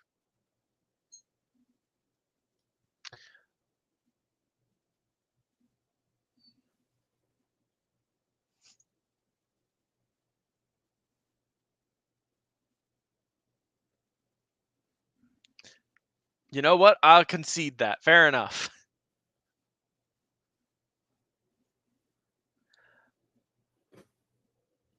But even like, but I can also apply it to a character we find in KOTOR. When you're on Korriban going through the Sith Academy, or going through the ruins of the Sith Academy, you see a hologram of a slave girl that's basically elevated, and her fear of losing that position became anger at her position, and her desire to ascend the ranks eventually led to hate everybody around her and hate those who put her in that position. And eventually she sort of comes to realize, like, I was going to do good, and now all I care about is growing more powerful. She eventually, I think what happens to her is she reaches the pinnacle of what she can achieve, and she can't go any further. Her limits have been stated, tested, and tried. She's never going to become more powerful than she is at that final hologram, and she realizes, oh, I've just thrown everything away to try and take out my own emotions on these people who I hated, instead of doing what I really wanted to do, which was free my family and my people from slavery. So she had noble goals, but at the end, in the end, you could definitely see that this path sort of played out for her. Code says that passion leads to the dark side, but the Sith Code refutes this, saying that it's those very passions that make us human, that make us empathetic, that make us care about other people, that make us... No. The Sith Code does not state that in any sense at all. It says passion is a path to strength, and strength is a path to power, and power is a path to victory.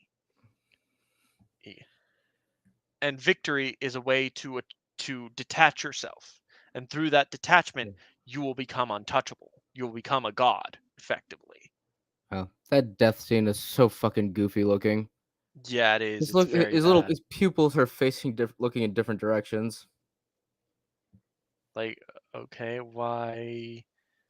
Apparently, I guess this is a scene from her fan fiction. Yeah, looks like Rey is murdering somebody. I guess the girl in the back's a Twi'lek, so I guess maybe that guy's a slave owner or something.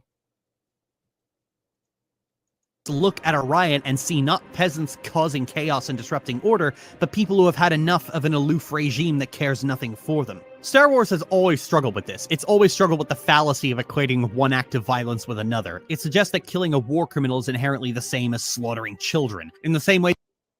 No. Oh, God.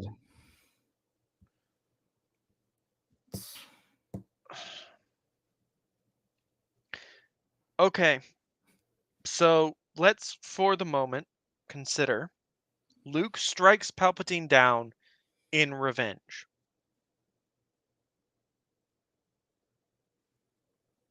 Why then, if Luke can strike down Palpatine in revenge perfectly happily, it's perfectly fine, no consequences. You killed a war criminal after all. Well, why can't Luke seek revenge? Why, in that moment of, oh, yeah, I struck down a war criminal who had all this power and he was super strong. I guess I'm must be powerful. I guess I'm powerful now. Oh, I have power. I have the power now because I was able to do this. Nobody helped me. Nobody was there. Or hell, even Darth Vader is a joke to me. I'm Luke Skywalker. I killed Palpatine. You know, anybody else got a problem with that? And slowly, and it would depend on the moral character of the person, but slowly over time, you start to see that sort of go to their head, like, what's to stop me from taking revenge for other people, or avenging, or just wiping out entire legions of Imperial stormtroopers? After all, they're evil. They helped the Empire, or they served Palpatine. Maybe not directly, but they still served him.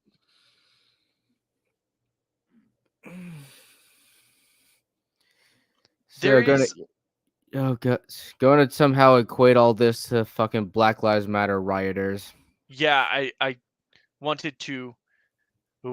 She's subtly sort of put in the point that, like, her whole point in making this video is that the Sith code is about overthrowing your oppressor, and freedom and fighting for it and all that. Lily, have you not watched a Star Wars movie? Sith are evil.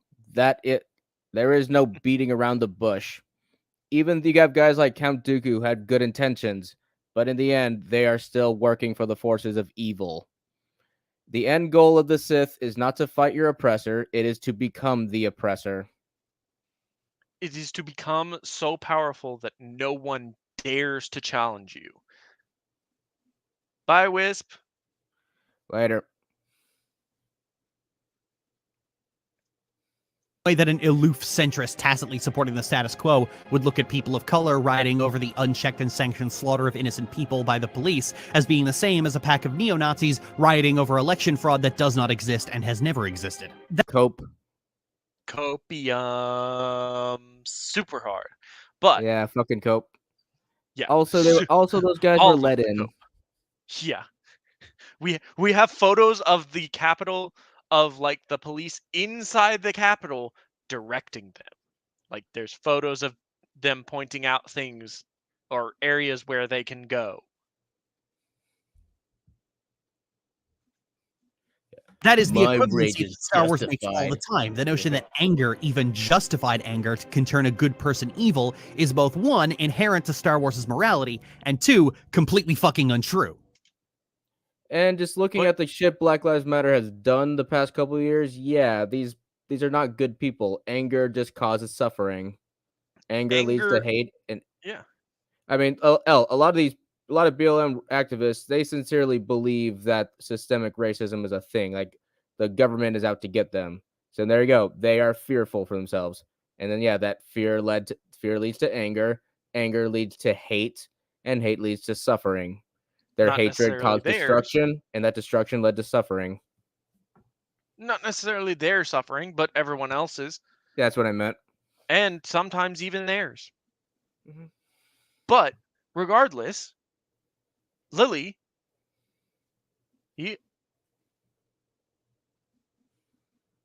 just because someone is mean to you, or just because an incident by the media is said to be caused by the ism of the day, ism or phobia of the day, does not justify going out and destroying things for no reason. Just as, the whole charging the Capitol and stealing things from the Senate floor was not a justifiable thing then. Like, yes, they let the hooligans in, but still, you don't poop on people's desks, no matter how much they may deserve it. And you don't steal the podium from the Senate floor.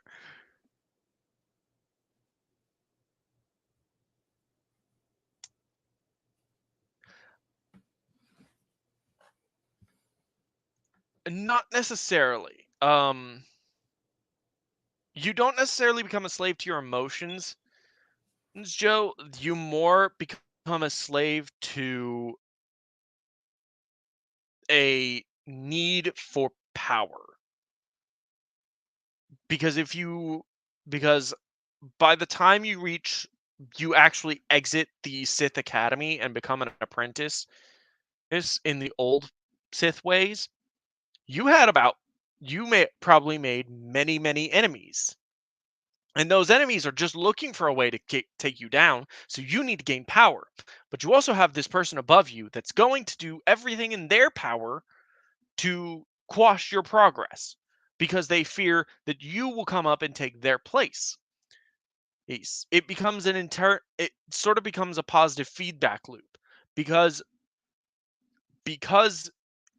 as the Sith inherently desire power, they make enemies. Which forces them to gather more power to succeed in order to succeed. Whether it's against their master or against an enemy of theirs or an enemy of their masters, it doesn't matter. They just want and need power to keep going. And they don't necessarily become slaves to every whim and emotion, but they use them primarily fear, anger, and anger to gain power.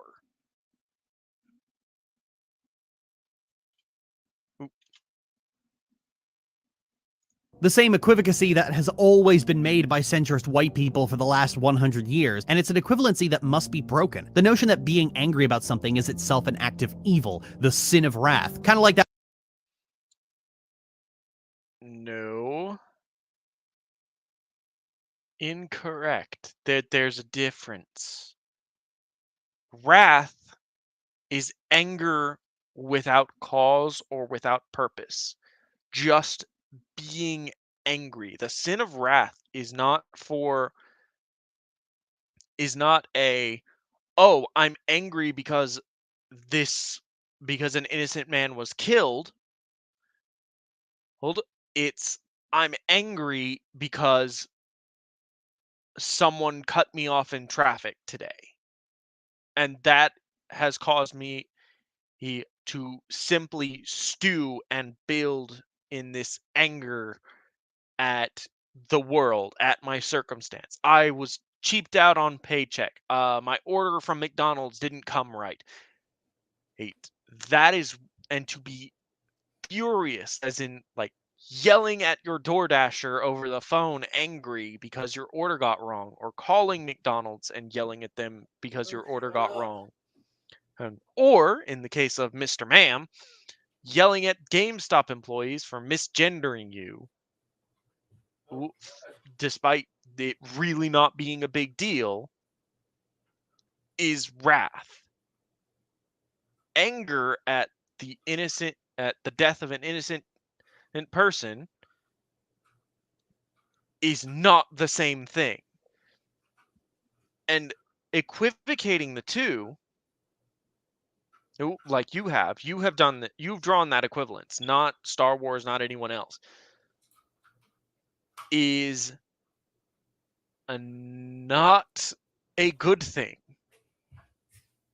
That one season of Legend of Korra, Star Wars' light side, dark side conflict has always been Christianity filtered through the lens of Eastern philosophy. I've seen people compare the Force to yin and yang, for instance, but one problem with that comparison is that yang is so what actually... I miss? Sorry, my smoke alarm's messing with me right now. She basically said that being angry at that justified anger is couched as the sin of wrath by the Star Wars series, but there's a difference between the two that Lily doesn't seem to be able to draw the distinction between. Like, Star Wars warns you of wrath, of anger, or leading you down a path that ultimately ends in suffering. But wrath, But that's the thing. Wrath in and of itself is a negative. It is anger without drive, basically. It's pointless anger. It's not being angry that it's not being angry that it an innocent person died because of because of a fuck up. It's, oh, someone cut me off in traffic, or my order from McDonald's wasn't right. So I'm angry and yelling at people, or angry and tearing something apart, or destroying something, and because I have no other way to deal with this anger. Hey, Clayton, do you keep hearing this loud beeping? Yes. Okay, that's my smoke alarm. I Don't tried worry taking about I tried taking the battery out, but it still beeps. Yeah, it has its own internal battery too. I need to, and I don't have a replacement battery, so I'm gonna have to call maintenance. Supposed to be evil. Good and evil are psychological constructs. They only exist in the context of our society. But True, but generally speaking, societies as a whole have moral principles that lead to the diametrics of good and evil. What is an evil act and what is a good act may change based on the society you're examining, but inherently both societies do create good and evil, all based upon the principles with which they're founded. For example, the Code of Hammurabi, the first arguable law that from the first society, has actions that we of the modern day would find somewhat morally objectionable. Like, chopping a thief's hand off because he stole something. Mutilating people and such.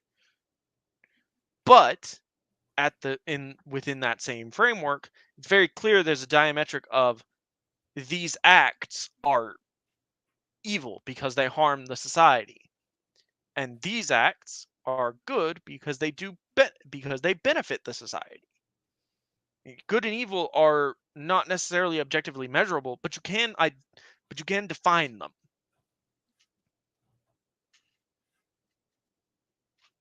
they don't exist in nature. The Force is a natural thing produced by life and death around it, and therefore the dark side is just as natural and benign. Is a predator killing something for food evil? Is a wildfire evil? Whether you think they are or not, removing predators from an ecosystem can very easily cause it to collapse, and wildfires leave plenty of fertile soil behind in their wake. It's a part of nature. It's a necessary part of nature. And in the same way that a dead, rotting corpse feeds animals and insects and fertilizes the soil for new foliage, life and death that feeds new life is part of that cycle. The dark...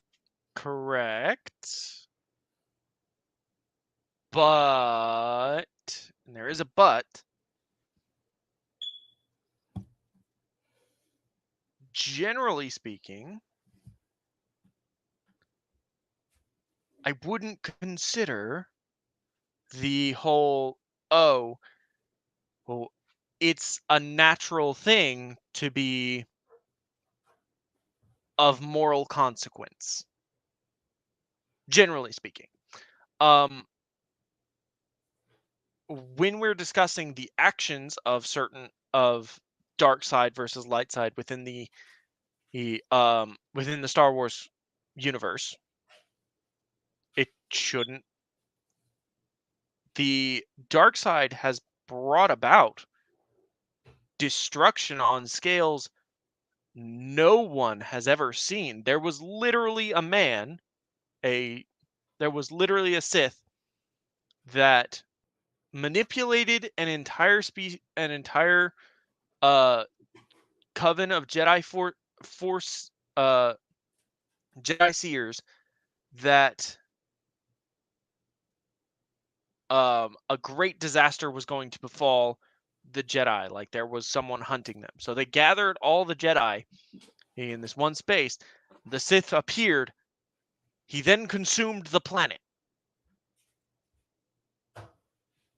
Like, straight up consumed the planet. And then there was Palpatine with the Death Star destroying a planet. There's in the Darth Bane trilogy, Bane, with the help of the rest of the Brotherhood of Darkness, creates a firestorm that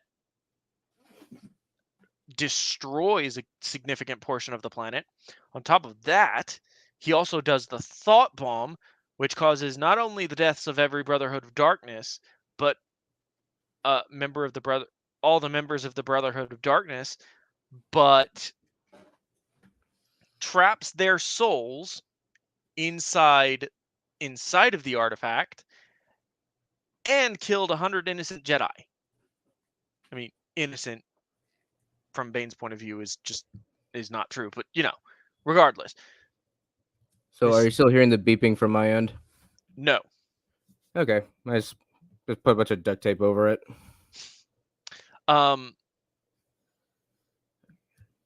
But just because it is a natural thing, and I'm of the agreement that the Force more than likely has both light and dark sides as a natural consequence of good and evil with existing within the Star Wars universe. I would not say the actions of the Sith empires in their days would be morally acceptable. Let's just say that. It is of no moral consequence that the dark side is good, is natural. We consider this. It is natural for tigers to hunt things. But at the same time, we still kill tigers that hunt humans. Why? It is a part of nature, and if tigers wish to hunt humans, then humans should adapt, correct? But it is still a morally objectionable thing that a tiger should hunt a human being in a city, because these are so we find it a problem that tigers hunt humans.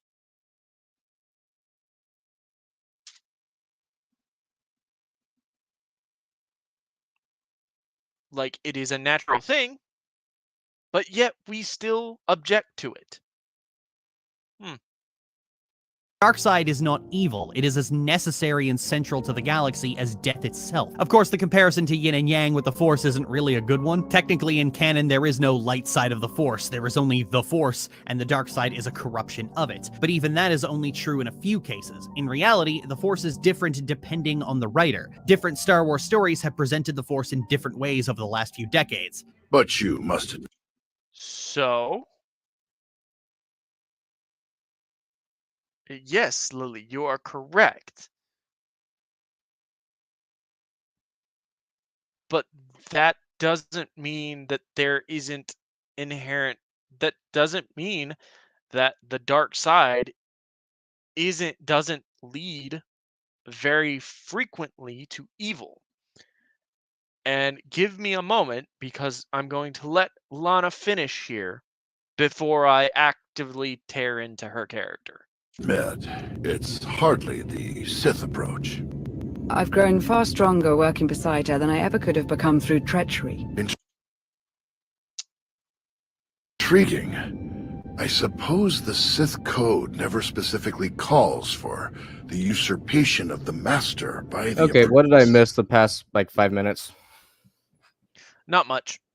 Well, She's using the MMO, Lana from the MMO, as an example of a dark side user that is, that isn't evil. But here's the thing. Lana isn't a good Sith. Are we her fanfic character? No, this is a actual MMO character. Like in the Old Republic, this is she is Lana Benico is one of the companions you can pick up if you pay for it. Okay, Basically, so what was that? What was that what was that Lily was saying about comparing the Force to nature? So she was saying that the Force is a natural thing, like it naturally exists in Star Wars, but and that because of that, the dark side is just as natural. Well, which I can agree with, but still think the dark side leads more often to negative consequences than it does positive. And those that draw upon it either draw very sparingly or aren't actual dark side users.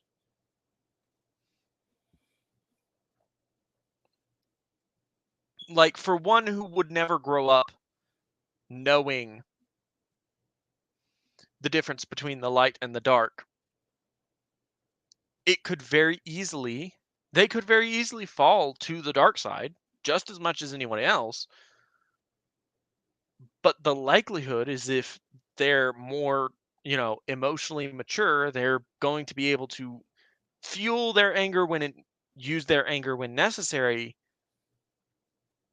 but also temper that with knowledge, serenity, and detachment. Intriguing. I suppose the Sith code never specifically calls for the usurpation of the master by the apprentice, merely the pursuit of greater power. How isn't the usurpation not implied in that? Like, yes, the Sith code doesn't specifically call for you to, murder children or oppress anyone else. It just calls for you as an individual to become powerful. But within that is the implication that you will have to do things that that others will attempt to stop you for. Like, if my strength empowers me, like for Darth Bane is a good example, and I point this out. I think I thought about this when I first watched this video all the way through. Darth Bane is a good example. If Darth Bane had followed the Sith code or had known the Sith code when he was a regular foot soldier for the Sith Empire, he likely would have killed his commanding officer instead of just knocking him out when he received orders that were not to his liking, that would have led to the deaths of those around him. Had he known the Sith code, he would have realized that his commanding officer was weak and he was strong, and therefore his strength and power meant that he could overcome his commanding officers and rescind that order rescind that order. But the problem with that is his commanding officer has a commanding officer of his own who is probably more powerful than Bane was at that time. So Bane would have required more power to defeat this new person in his way in order to stop that order from going through.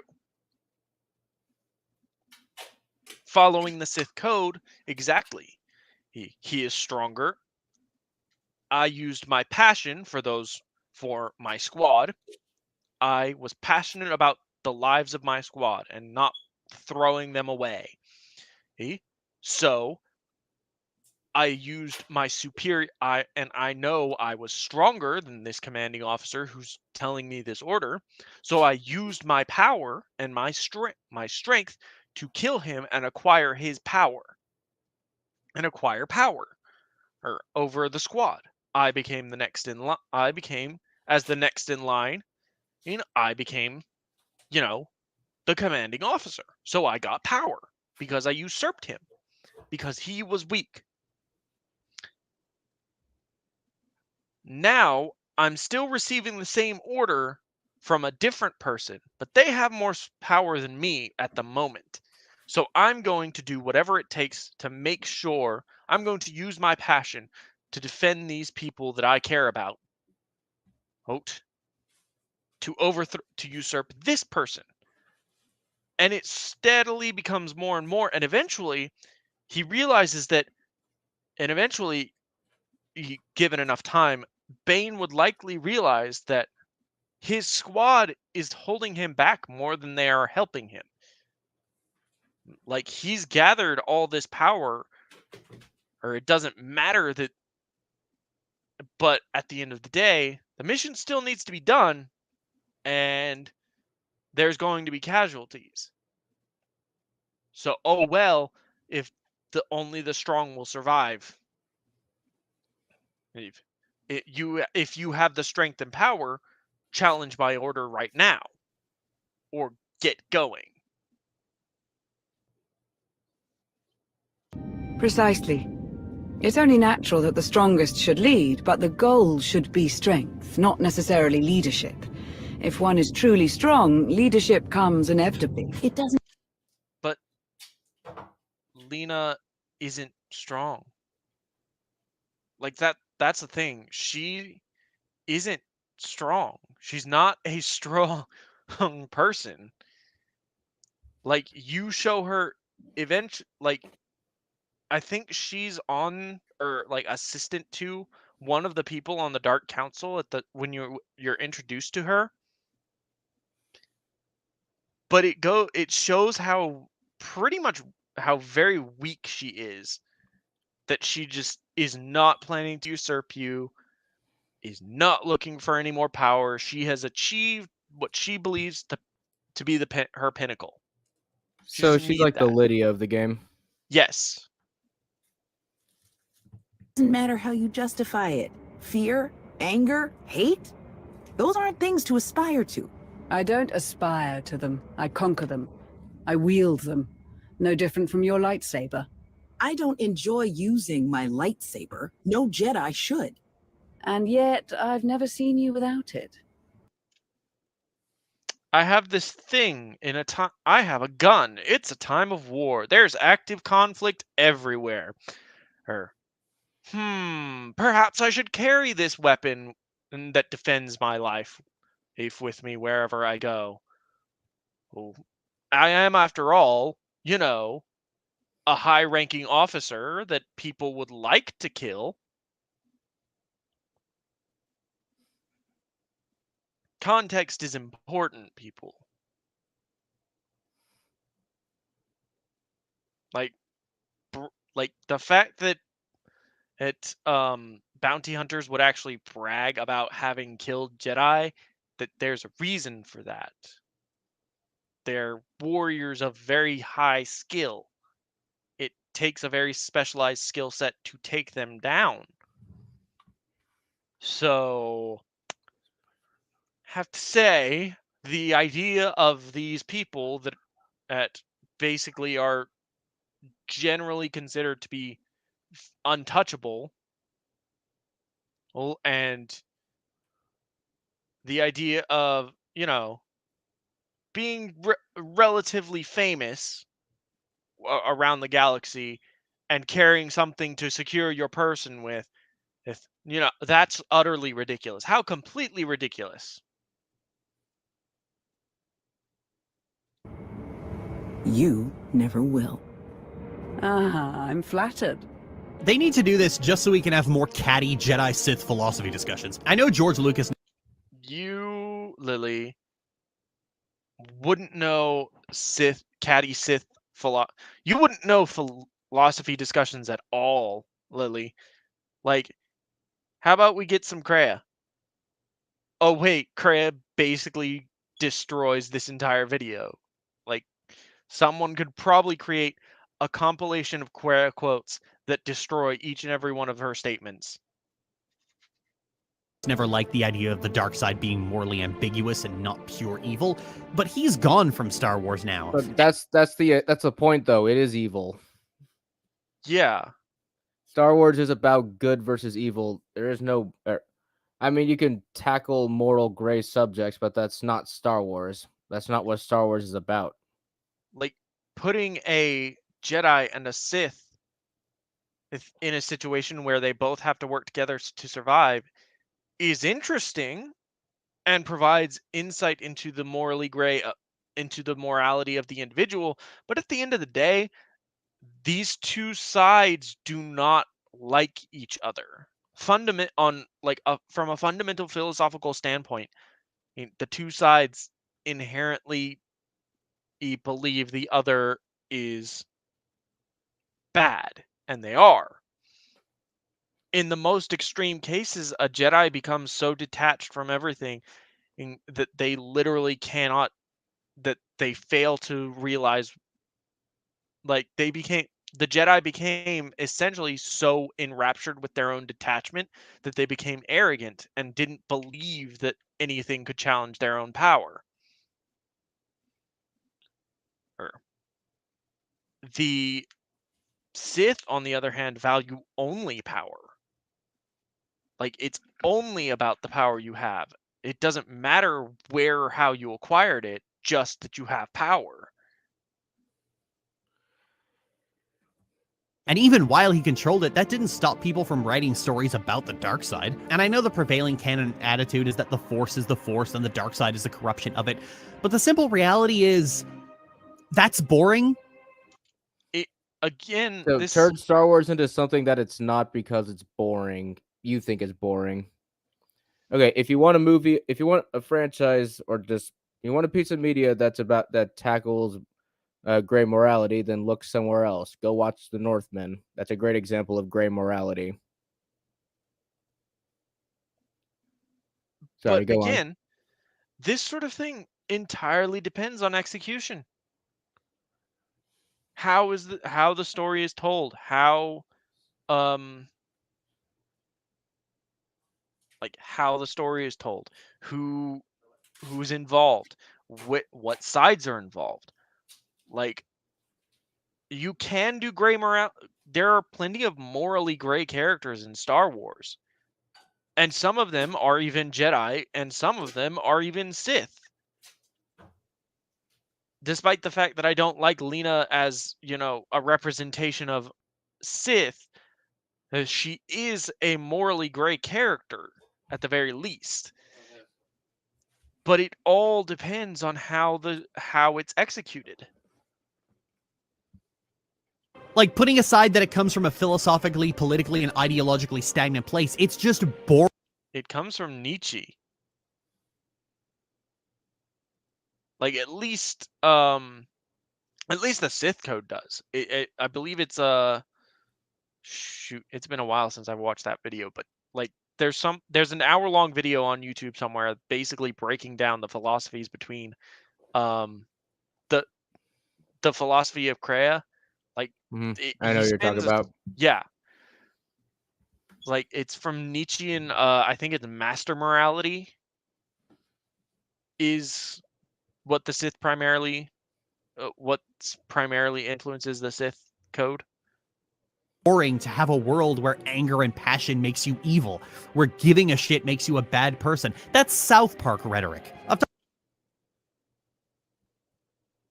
What do you mean giving a shit makes you a bad person?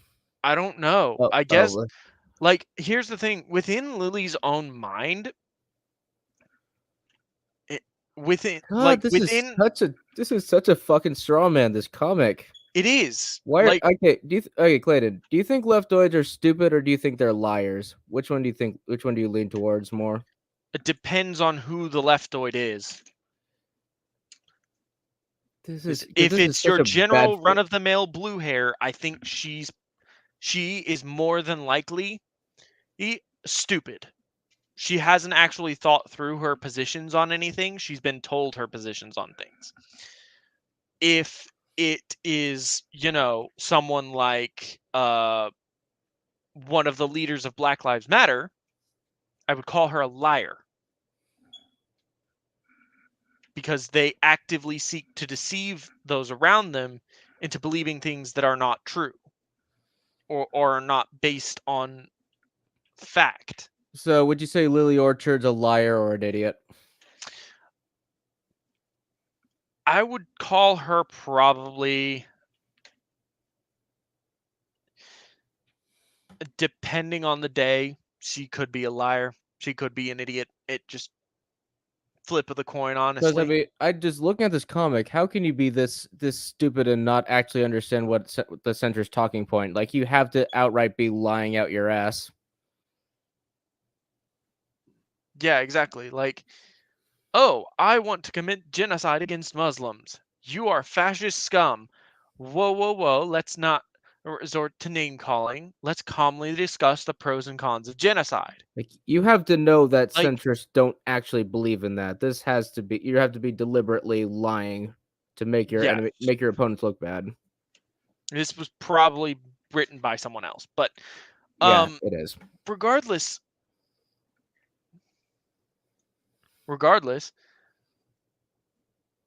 no one is going to agree with the genocide, but saying they're fascist scum isn't going to help them or help the conversation in any way.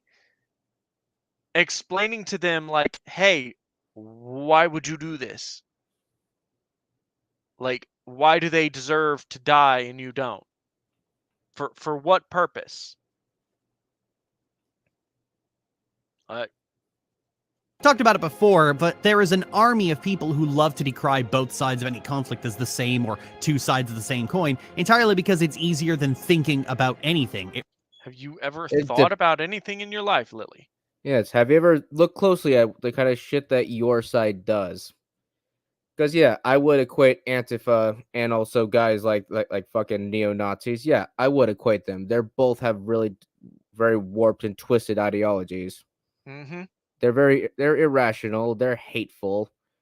They're despicable people. It requires no work and lets you think you're smart for not picking a side. Good guys, bad guys, made up words. It's all a machine, partner. Live free, don't join. It's party time. Raid Shadow Legends is celebrating its 3rd birthday, and man, I gotta say, Be gone. Side of the thing. How is that an edgy take? So, and I guess there's it's only mildly edgy, but okay, and yeah, I do pick a side. I just don't pick your side or the side you're up against because both of you guys suck. yeah, there is usually when two extremes are battling it out and saying that the other side is evil, there's probably a middle way that there's probably, a compromise to be found somewhere. But neither side is willing to hear it because God forbid we listen to them, we'll be just as bad as they are. But they're evil sort of argument. Like, oh, I don't know. Things most people haven't heard of, it presents a world where apathy, passivity, and dispassionate support of the status quo are good, and passion, drive, and caring about anything is evil. Sith don't care about anything but themselves. Sith don't care about anything but themselves, but further, the Jedi are not. The Jedi are merely the protagonists. Well, I mean, even that could be is a stretch. The good guys in the prequels, which is primarily what you seem to be pulling from, Lily, are not looked at as the side of good. Yes, the movies and other media project them as good, as the good side, because primarily the protagonists are on that side. But examining the Jedi as they are at the time of the prequels, it's very clear this is an organization that is very, very high upon itself, that is very arrogant, that does not think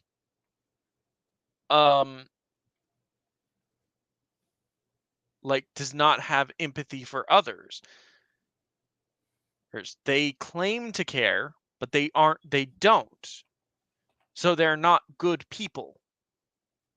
The Jedi are the good guys. They fight against, the Separatists and Count Dooku and Palpatine, but they are not good people. There is a difference. It might not be exactly what Lucas thought. Lucas no doubt believed that resisting fascist autocracy was a good thing, but it has been the sinister undercurrent of Star Wars for quite some time. Ironically, the character in Star Wars who most perfectly embodies the Sith code is Leia Organa. No, Leia actually cares about other people. Yeah.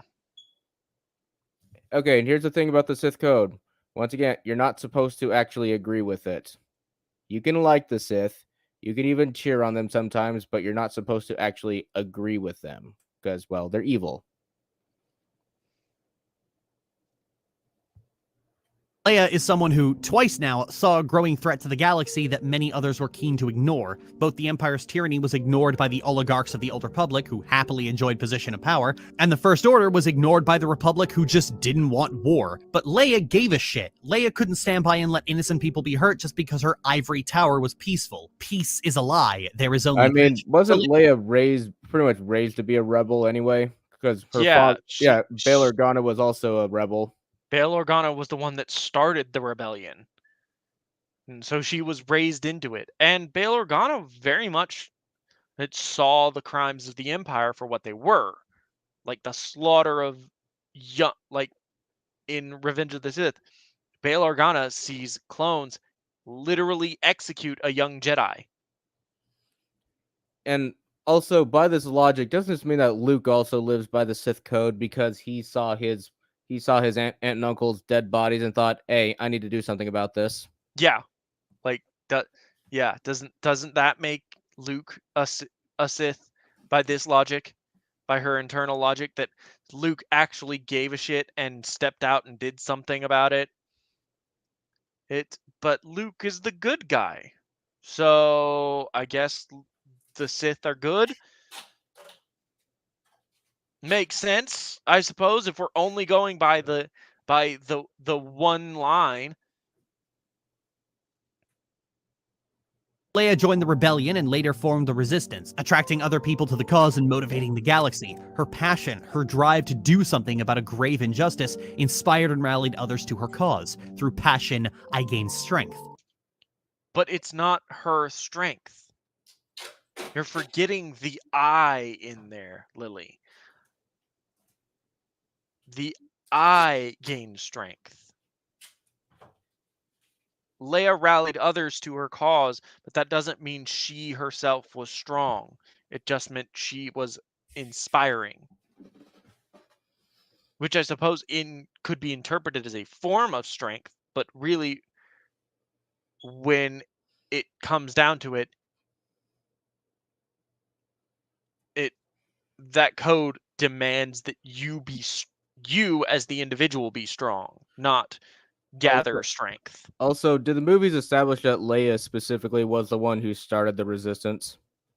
I think so. I think they might have. I think The Force Awakens says under General Leia Organa. Okay, well, that just means she's the grand leader, not necessarily the founder. Also,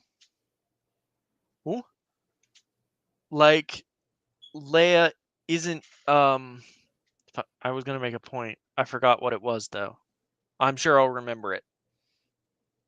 Bringing people to your cause also brings funds, weapons, ships, the resources that people already had, and committing to the cause. Through strength, I gain power. And through that inspiration, managed to topple the Death Star twice, destroyed Starkiller Base, destroyed the mental gymnastics. Through power, I gained victory. And it's that victory that Luke... But those victories aren't hers. Yeah, I mean, Luke is the one who destroyed the first Death Star. Anakin is the one who killed the Emperor. Leia contributes very little in terms of individual action, which is what the Sith are all about. It's I, not collectively we gain the power to overthrow those around us, overthrow our oppressors. It's I gain the power. I gain strength. I gain I achieve victory. My chains are broken. Any Sith worth their salt would have looked at Leia and said, she is weak because she cannot achieve this on her own. There's no point, there's no merit, there's no value in achieving something as a group because you could only achieve it as a group. You could not achieve it, each one of you could not achieve it on your own, therefore it has no value. Therefore your victory is pointless. It's Pyrrhic. It doesn't mean anything. Loosen the iron grip of the Empire and First Order, freeing the galaxy from the iron boot of an oppressive regime. Through victory, my chains are broken. The Sith Code is interesting because you can see where good people and bad people interpret it. Yes. Yeah, I can see how a bad person is interpreting it. Yeah, I can see how a bad person is interpreting it too. Oh, but when you actually start to think about the Sith Code, it very much is I am the only person that matters. There's attachment, loved ones, and morality. These are chains. These are chains that have bound me. I am bound by morality to not kill those I hate, those my enemies. I am bound by my attachment to my parents and family that stops me from taking what they have of their power and their strength. And that should be mine because I am the strongest in my family. That sort of mentality, the idea that attachment, love, friendship, family, these are all things that are chains to the Sith. They don't view them as positives. They don't view having an army at your back or inspiring people around you to action as having value. That action should be motivated by their desire to overthrow you, to become as powerful as you. Not, you know what? This person is right. We shouldn't. We should overthrow. We should go do this thing because that needs to change. It's, I want to be you. So I'm going to listen to you, hear every word you say, and I'm going to take your teachings, and eventually I'm going to be the one to cut you down. Because your power will be mine. Sith like Palpatine no doubt sees strength and power as internal, growing into a more powerful Force user, becoming invincible. His master, Darth Plagueis, sought to become immortal through the Force. But a good person, a Sith with altruistic goals, would see strength and power not coming from within, but from the outside. Your fan fiction does not count, Lily. Fan fiction very much does not count. Hell, sequel trilogy content counts more so than your characters do. Also, the MMO really doesn't count either. Like, because a lot of the writing in there is less than stellar. Rallying people, building trust and friendships, becoming something that inspires others, and becoming more powerful the more of the galaxy you unite and bring together. I don't need a weapon. My friends are my power. This idea decouples good and evil from the Force, and suggests that good people and bad people use both the light and dark sides in different ways. Palpatine wasn't evil because he was Sith. He was evil because he was a career politician with delusions of grandeur. And also a... I'm pretty sure that's based Florida man, but regardless, Palpatine was also a Sith. You cannot uncouple the ideology from the actions of those who follow it. Like, that's the problem. And also, if we're going to be using EU material, apparently, then yeah, we can mention how Darth Bane. This whole thing is actually Darth Bane's plan. It was Yeah. his Sith the whole plan behind his Sith Order is just to infiltrate the government. That's how the Sith will win. Use the shadows, deceive, lies, cheat, lie, gather gather power, or gather influence, bend the ear of those who are weaker, those who are weak. He could cause strife. In real life, you don't need space magic to be that kind of evil bastard. But in order to be a good person, an altruistic person, you need to care. You need passion. The dark side of the Force... Lily, you don't care about people. You're a fucking sociopath. But also, I didn't see her say that Lily actually abuses her wife. There's been a couple of accusations along those lines. I think I've also heard that Lily. I've heard that Lily also I've heard that Lily also beat her own sister so bad she had to live across the country. I don't know anything about that one. So for now, assume everything is allegedly. For the purposes of, not having Lily just attempt to sue us for defamation, I guess. I don't know. Either way, I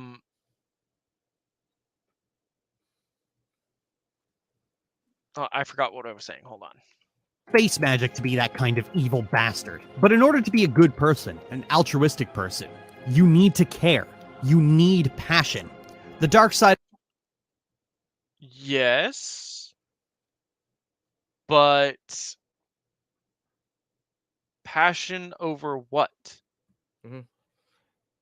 Like, in order to be a good person, you have to care and you have to have passion. I don't necessarily disagree with that, but what do we mean by care and what do we mean by passion? Like, are we talking about passion for my family, my country, my, cat? Or are we talking passion on I have found something to be morally objectionable and am speaking out about it?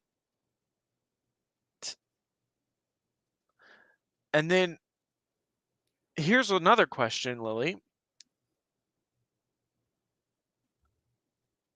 If good people care and are passionate, then does that not imply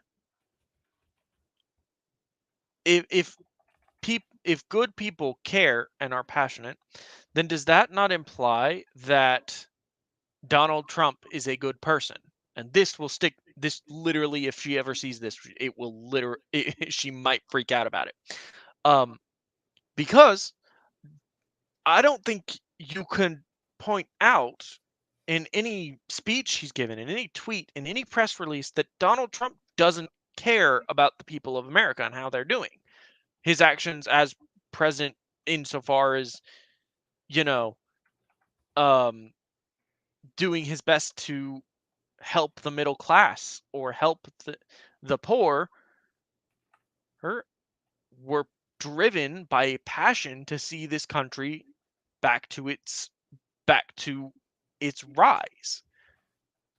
So is, by your logic, Donald Trump a good person?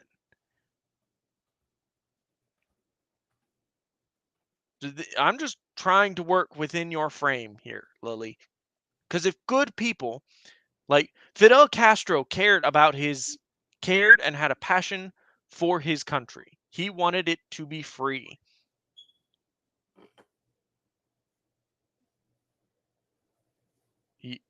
But yes, legacy roots. That's what I was thinking of. But he wanted his country free of, I think it was the Spanish, whoever was in charge when Castro took over. He wanted his country free. He had passion. But is Fidel Castro a good person? Hitler had passion and he cared about his country. Do you see how couching these things in sort of caring and passion has allowed me to point out, like, yeah, I can say that some of the worst dictators in the world were good people. Well, by this logic. And this is why you need to not look at what someone intends, but their actions. Things done out of good intent that cause harm to others are not good actions, just as things done to harm others, things done with poor intent that actively that benefit others, can be good actions.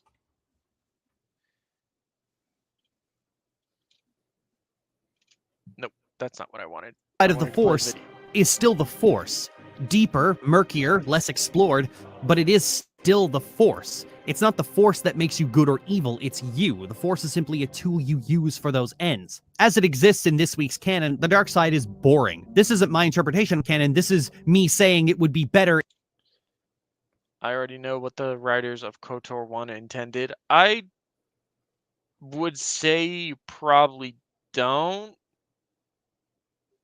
But, you know. Oh, I love that little extra insult at the end. Untype that comment. You're so stupid. Yeah, I know, right? It reeks of insecurity. If the dark side wasn't 100% pure evil all the time. If we had that extra, if you have to add that extra insult at the end, it just tells me you're a very spiteful person and probably got a very fragile ego. If we framed evil not by the dark side, but by things that actually make people evil. But it would also mean... But what things make people evil? What is an evil person? That would... You yourself said earlier in this video, good and evil are subjective concepts. Are subjective concepts. So how does one define good and evil? Or how is an evil person identified? Like just as how you can't identify a good person just by looking at them, you can't identify an evil person just by looking at them. Someone you meet on someone you want to, like, you can talk, like, when I worked in a call center, which was a while ago now, Jesus, almost 2 years. Holy shit. Time is passing me by. When I worked in a call center, I spoke to probably hundreds, if not like several hundred, if not 1,000 people during my time there. I could not tell you if they were good people or bad people just from a phone call. You would actually have to see their actions. You would actually have to get to know them. Are they good people? Are they bad people? Well, these are entirely good and bad are subjectively. You yourself admitted this earlier in the video. So how does one identify them?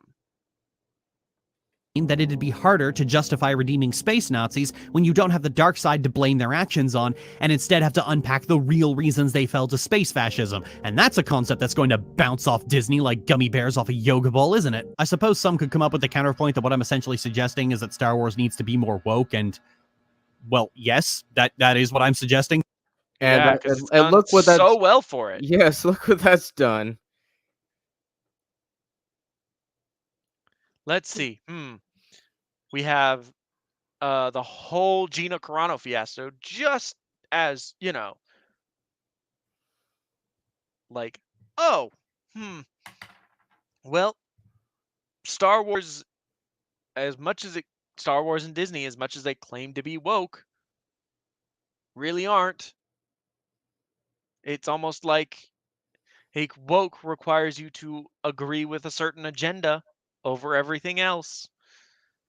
Well, it's almost like the woke is an empire that seeks to oppress those that don't agree with it and couch them as evil or dissidents or actively causing harm to the peace or spreading disinformation. Lily.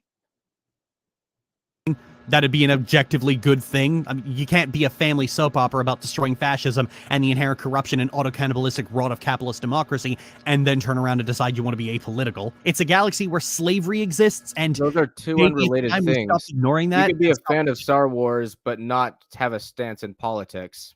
Yeah. Yeah, you can even enjoy the politics, but it doesn't mean you yourself have to be politically active in real life. You just enjoy the story. And a better question, like this shows how little Lily's actually thought about this. So let's for the moment assume that Qui-Gon Jinn, in an act of some righteous anger, kills Watto and basically frees Shni and Anakin. What then? Like, what's next? What happens next?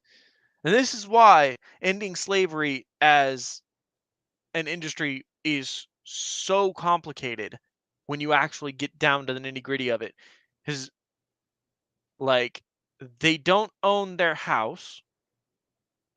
They don't own anything. They have no prospects. Like, Anakin is useful for or something, but if Qui-Gon Jinn had freed Anakin on like a whim and Anakin wasn't strong in the Force, and he would have just left them because he couldn't bring them with him, like how would he justify that? So Shni and Anakin end up worse off than they were before, and arguably they're still slaves. They haven't paid for their freedom. They haven't earned anything. And so it's likely that if like a Hutt came by and said, "Oh, where's your master?" or where's Watto? I'm collecting a debt. I'm collecting his debts. He's dead? Well, guess what? We have it in this contract here that ownership of everything he had transfers to me.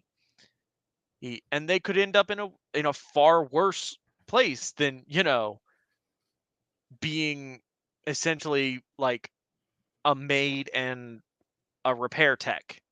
Yeah, I mean, if Qui-Gon had killed Watto, and let's say Watto had close ties to a Hutt, the Hutt could then call for a lot of hitmen after Qui-Gon. Mm-hmm. Qui-Gon could have assassins coming after him for the rest of his life. Or have people trying to abduct Shmi and Anakin and take them back. Yeah.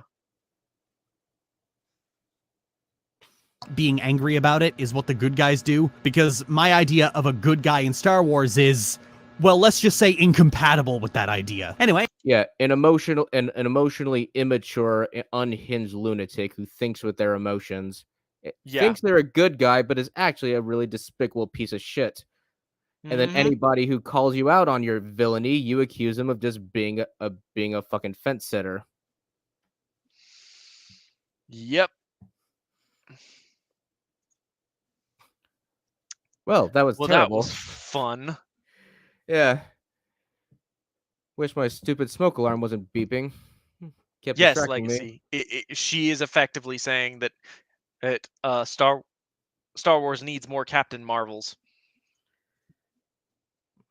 Good people who steal things from random civilians because they slighted them. Or they told them to smile. All right. Anyway. Thank you all so much for joining us. Yeah. Really active chat this time. Thank you to Mhm. Legacy, Joe Crazy, Wisp, Yeah. Well, Horn thank you, Jackalope. and thank you, thank you for Legacy for not leaving for Smudcast like everybody else did.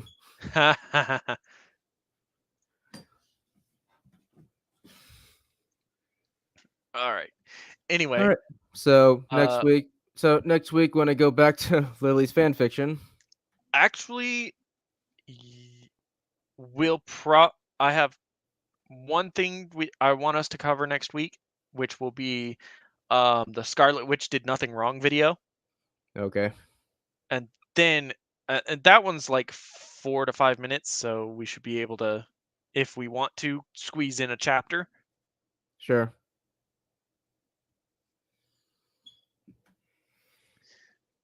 See, Joe Crazy didn't leave. He was here the whole time. We appreciate that you stayed, Joe Crazy. Thank you so much for joining us. I wish you all the rest, having a great rest of your day, and I hope Monday doesn't punch you in the gut. Oh, it probably will. All right, take care. Bye.